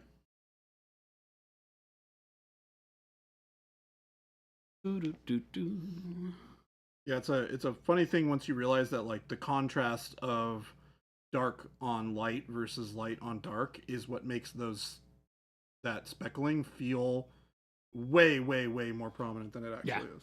Yeah. Hunter says, I use the same paper for multiple sessions, but the drops and pools of paint are only good for the one. Yeah, exactly what Doug's saying too, right? You can use the same sponge and all of that without having to clean it for a long time, but the droplets of paint, if you get lucky and you can use it the next day, that's great. Typically, it starts to skin over. The pigment falls out of suspension, right? So all sorts of weird things can happen with the paint after a day of sitting in the wet palette, especially if you put it in the refrigerator. A lot of people don't realize that the refrigerator, cold, dry air produces more evaporation. Evaporation does not have to be hot to have happen, right? And people mistake that. They think that it preserves water, but that's not the case. And if you put it, that's why there's a thing called a crisper in your refrigerator. The crisper will take away and help the evaporation of water, like off of lettuce, that keeps it from getting soggy. Time to learn about crispers today. So that's the same thing. Evaporation happens in cold climates, cold, dry climates, just like it does warm, dry climates. So, you know, you have to be careful putting it in the refrigerator and having false hopes.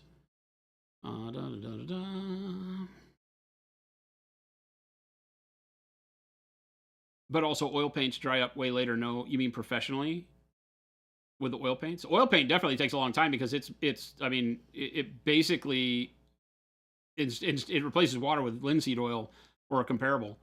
And the oil, some of them never cure, right?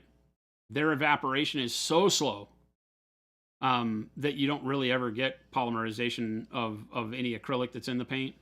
You know, they have that down to a science, though. There are even water-based oil paints or water dilutable oil paints. Water dilutable? Yeah, water soluble oil paints. It's like a hybrid paint. Kind of funky to work with, but it works. It dries a lot quicker. Yeah, interesting. You'd paint in a literal swamp, Ghost Hunter. I know you always say that. Literally live in the swamp. It's annoyingly dry in Seattle. In Seattle, if the humidity goes under 80%, you feel like you're dying, right? Yep. Used to use a dry palette, but even just a bit of paint dried way quicker than you like. Wet palette allows me to work longer. Yeah, 100%. Like I said, use it and allow it to benefit you. You know, we're in Arizona. It's not much drier anywhere in the world than it is here. Yep. Our typical humidity is under 13% and usually about 6 or 7. Yeah. So it's like lotion has the highest amount of sales except for at a Diddy party here in Arizona. I said that out loud. That was my pay attention to the world. To pop culture reference. But yeah, it's super dry in Arizona, and I even used a dry palette the whole time because the problem is that in a super dry climate, the wet palette dries out too fast and curls at the edges. You put pennies on it, you weight it down, the paper starts bubbling and bowing up, and so you come in here every morning, and what does your palette look like? Oh, it's like. It looks like Cthulhu. Yeah. It looks like Cthulhu came and painted during the middle of the night, right? It's all warped and bowed, and the paper's all funky. Bye. See, because it's just super dry. You know, you can't get away from that. But again, use it to your liking. I've always said the best tool is the tool that helps you get the job done the way you like to do the job. 100%. Don't listen to what I say, what Jordan says, what anybody out there on the internet says. If you like painting a certain way, keep doing it. Because the goal is to paint and to have fun painting. 100%. You feel like you have most problems with paint when it's cold? Yeah, because generally cold brings dry. Not all the time. Parchment paper has been the best paper I've used as a wet palette paper. Yeah, just standard like butcher paper. You can get that waxed one-side butcher paper works really well. I don't it's not like really waxed, the beading that I get when I use it. Does stuff. bead up really bad. Yeah, is the problem. That's the thing I like about the Redgrass palette paper. The paint stays like paint. It stays like paint. It doesn't beat up. I don't particularly care for the newer stuff. The reusable. That paper just feels really really thick. Yeah, D-Fresh says Reynolds Wrap Baking Parchment paper is the best. That's what I used for the longest time because it had kind of a neutral brown shade to it too, which is great for mixing color. I try to stay away from anything that's white. So another reason why I don't really dig the palette paper for the wet palettes is because it's on a whitish surface, which makes all of your colors have too much contrast on them. So visually, you can't tell what you're actually going to get when you touch the model with it. So that's a big bummer. But then the Gray Matters palette paper that we use now that's my only go-to. Even my glass is gray. Christmas glass palette giveaway. No, it'll break, guaranteed. We'll just break it here and ship it to you broken just to avoid the hassle of getting that email. If someone has actual monkeys delivering their mail, please also post photos in the Discord because that's awesome. It's like Planet of the Apes. This is how Planet of the Apes starts. We made the monkeys deliver the mail. They're monkeys in your swamp, but they don't deliver the mail. Are they like Capuchins, Ghost Hunter? Do they chatter? They brachiate, swing by their tails. I know these words because my first wife was a anthropology major who studied primates. The weird things that Jason knows. Yeah, she really was. She was an anthropology major. She wanted to be. I'm not going to remember the lady's name that used to go into like the Congo and deal with gorillas. Was like her hero. Oh. And I was like, well, you're close. You get to deal with me every day. The good old self-deprecating charm of one Jason Craze. You can squeeze the sponge for a refreshing drink when you use a wet palette. Nope. Yep. Sir Blaine wins the internet today. Nope, don't do that. Sorry, I'm catching up all these old ones. I don't want to miss any of these before we get out of here. Please don't do that. What was the sick burn? The Diddy Party one? Yeah. I mean, that was a pretty Avian. You know. Why'd you say bye? Costco doesn't sell baby oil. I love how they chimed in on that one immediately. Oh, yeah. Immediately. They're like, we'd like to point out that we've never sold baby oil. Doja says, am I being too cautious never using your nice monument brushes to apply metallics? Yeah. Yep. Just clean them, right? I'm using it right now. So the thing is, the mentality is that you got to use crappier brushes to use metallics, but then you never get the ability to use the metallic like the true paint it is. And metallic is still a quality paint that you want to be able to do detailing with. You want to paint it and have nice smooth finish with. So yeah, use a good brush. He's using a number 3 Sable right now. Yep. Just clean your brush when you're done because all paint will find its way into the ferrule of the brush, which is the metal part, right? You can see on all my brushes, I'm horrible at this. All that darkness right there is paint buildup. Okay, that paint buildup is what causes your brushes to stop holding a point because it's not paint up here that causes the problem like most people think. It's paint at the bottom because if you watch me, I'll push my fingers together and get the bristles to constrict down here at the bottom and look what happens to the brush. It starts spreading out and fanning out up top, right? So that paint as it dries around here causes it to shrink in on itself and it constricts those bristles and makes them spread, right? So you can imagine when the brush is wet, you do that, right? It forks, right? Just from pushing right there at the edge. And now it's overly dramatic, but that's what makes your brushes look like that, is it has so much paint down here. Imagine what metallic paint does down there, because it not only has the acrylic in it, it also has solid particles of mica or aluminum flake. And those solid particles getting constricted in there are almost impossible to clean out once they get there. So it can ruin a brush if you don't clean it. But if you paint with it and then clean it, even just rinsing it out really well is fine. Just make sure that you get some brush soap. Use some of Gentastic's brush soap that we sell on our site. Best brush soap in the world. And do a quick rub of your brush once you're done painting for a day. But you can paint for quite a long time with them and not worry about it. Jason and I very rarely... Jane Goodall, Doja, you got it. Jason and I very rarely replace our brushes. They last for us for a very, very, very long time. And we're not as diligent as we probably should be for cleaning them. I never clean them. I only clean to show you how to clean them. Because I'm generally testing the longevity of a brush under what I call normal circumstances. And I know that nobody cleans their brushes very often. They should, but they don't. Because it's lazy person stuff and we're all lazy miniature artists. So it's fine. So I try to make sure I beat the crap out of the brushes, and I've got a handful of brushes that have been on my desk for, I don't know, a year and a half. This handful of brushes are the brushes I've been using for a year and a half, and they're in various states of oh my God, that one's almost only good for doing terrain now.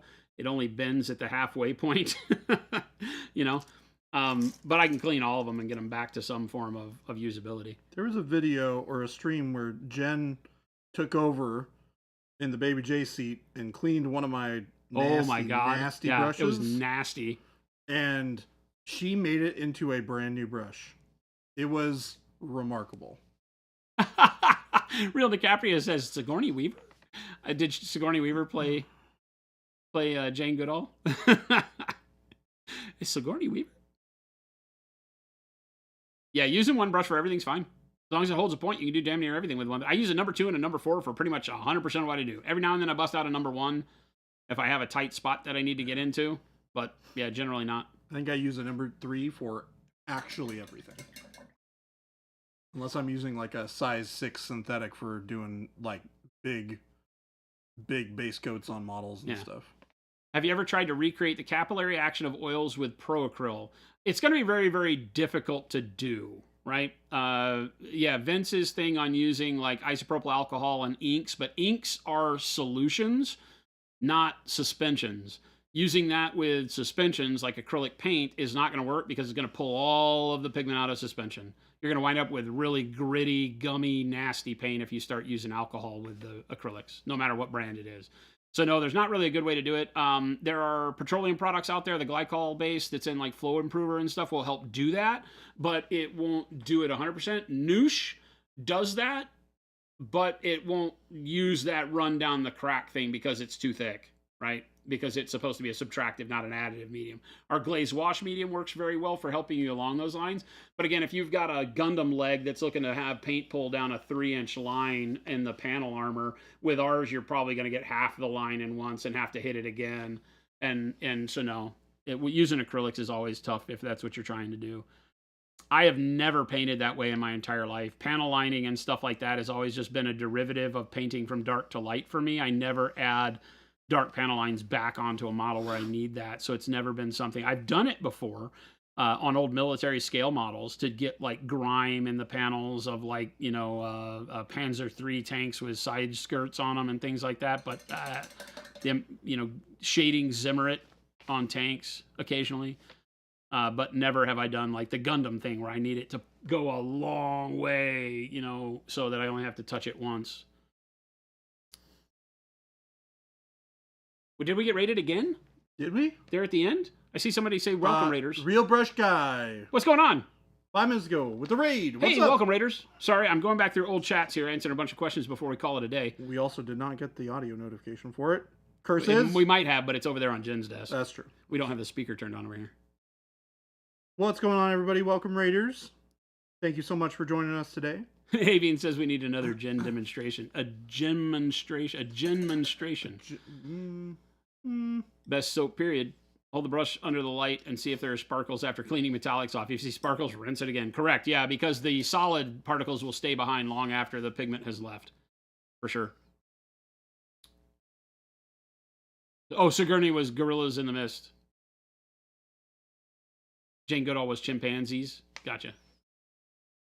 But I don't think Sigourney Weaver was actually doing that. She's an actress. I don't want to have to tell you that Ellen Ripley is not real. What? Hey, shush. I'm Jason, just saying. What? Ripley's She's not right real? up there with Santa Claus and the Tooth Fairy. Do you leave the palette sheets in the book while using or tear one off to use? I always tear them out, Rattlecan. You're telling me that Santa's not real. Somebody close their kids' ears. We just ruined Christmas. Oh, yeah, but on towel model, same thing. Yeah, running those panel lines is tough, right? There is something soothing about panel lining. I'm not knocking it. I think it's great. Watching people do it is like, ooh. It's really It's just not a way I satisfying. like to paint. It's just not a way I like to paint. I always leave the recesses stay dark because of my painting style. The way that I paint allows all of the panel lines to remain dark. I don't have to do that. It's just part of my process. In painting from dark to light, my brighter colors never go in the recesses unless I make a mistake. And then I go back and with a wash or a dark color, I'll go back in and paint. But I also come from a world of more realism, and that kind of contrast in the recesses isn't very realistic. So it just doesn't fit my style. Bloodwater says, "You shut your dirty mouth." Wait, Ripley doesn't keep us all safe at night? They come at night, mostly. Whoa. Mostly. Jason. That was Newt. Mostly. No, Ripley does not keep you safe at night. I'm sorry that now you're going to have to sleep with your whoopee again. But that's life sometimes. Got to grow up, Avian. Put your big girl pants on. Your big pants on. It's okay. We don't judge. If you need a security blanket, it's fine.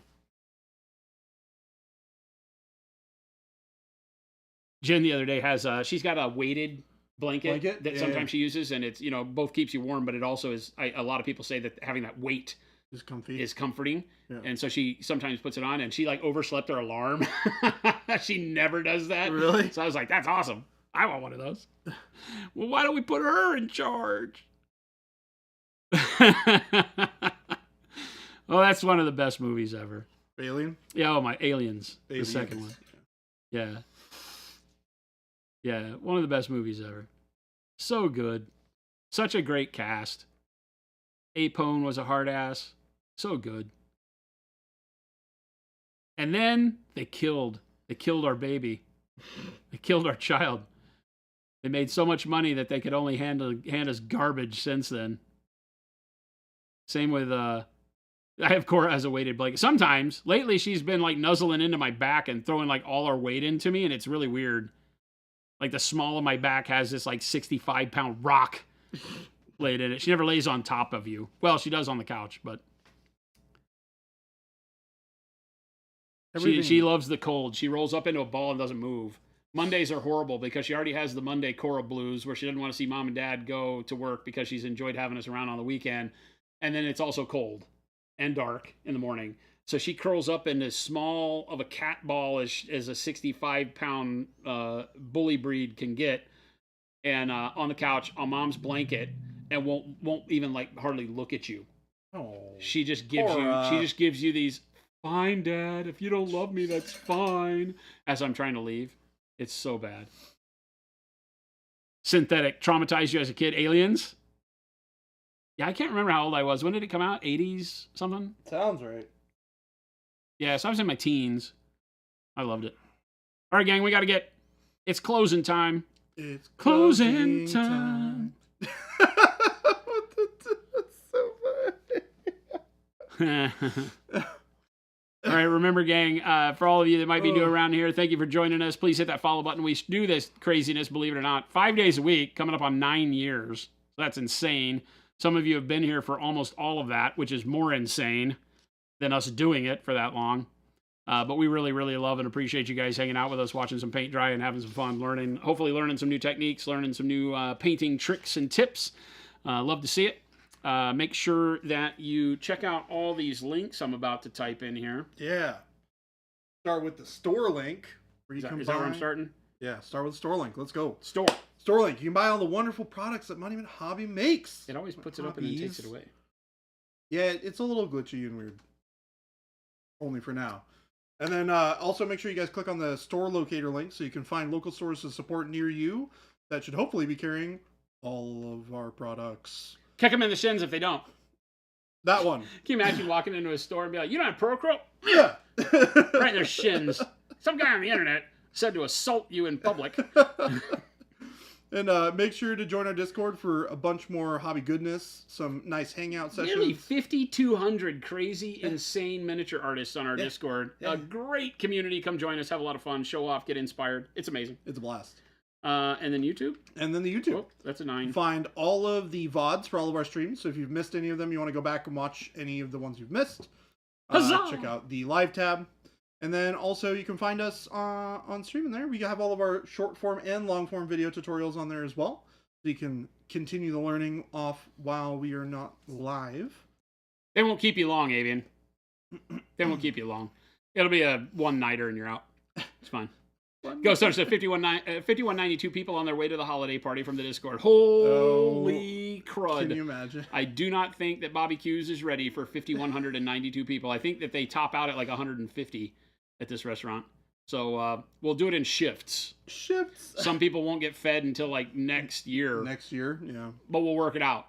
We got some barbecue. They give away these neat little free, crispy, fried sugar cinnamon donuts. Yes, this is the place. Yes!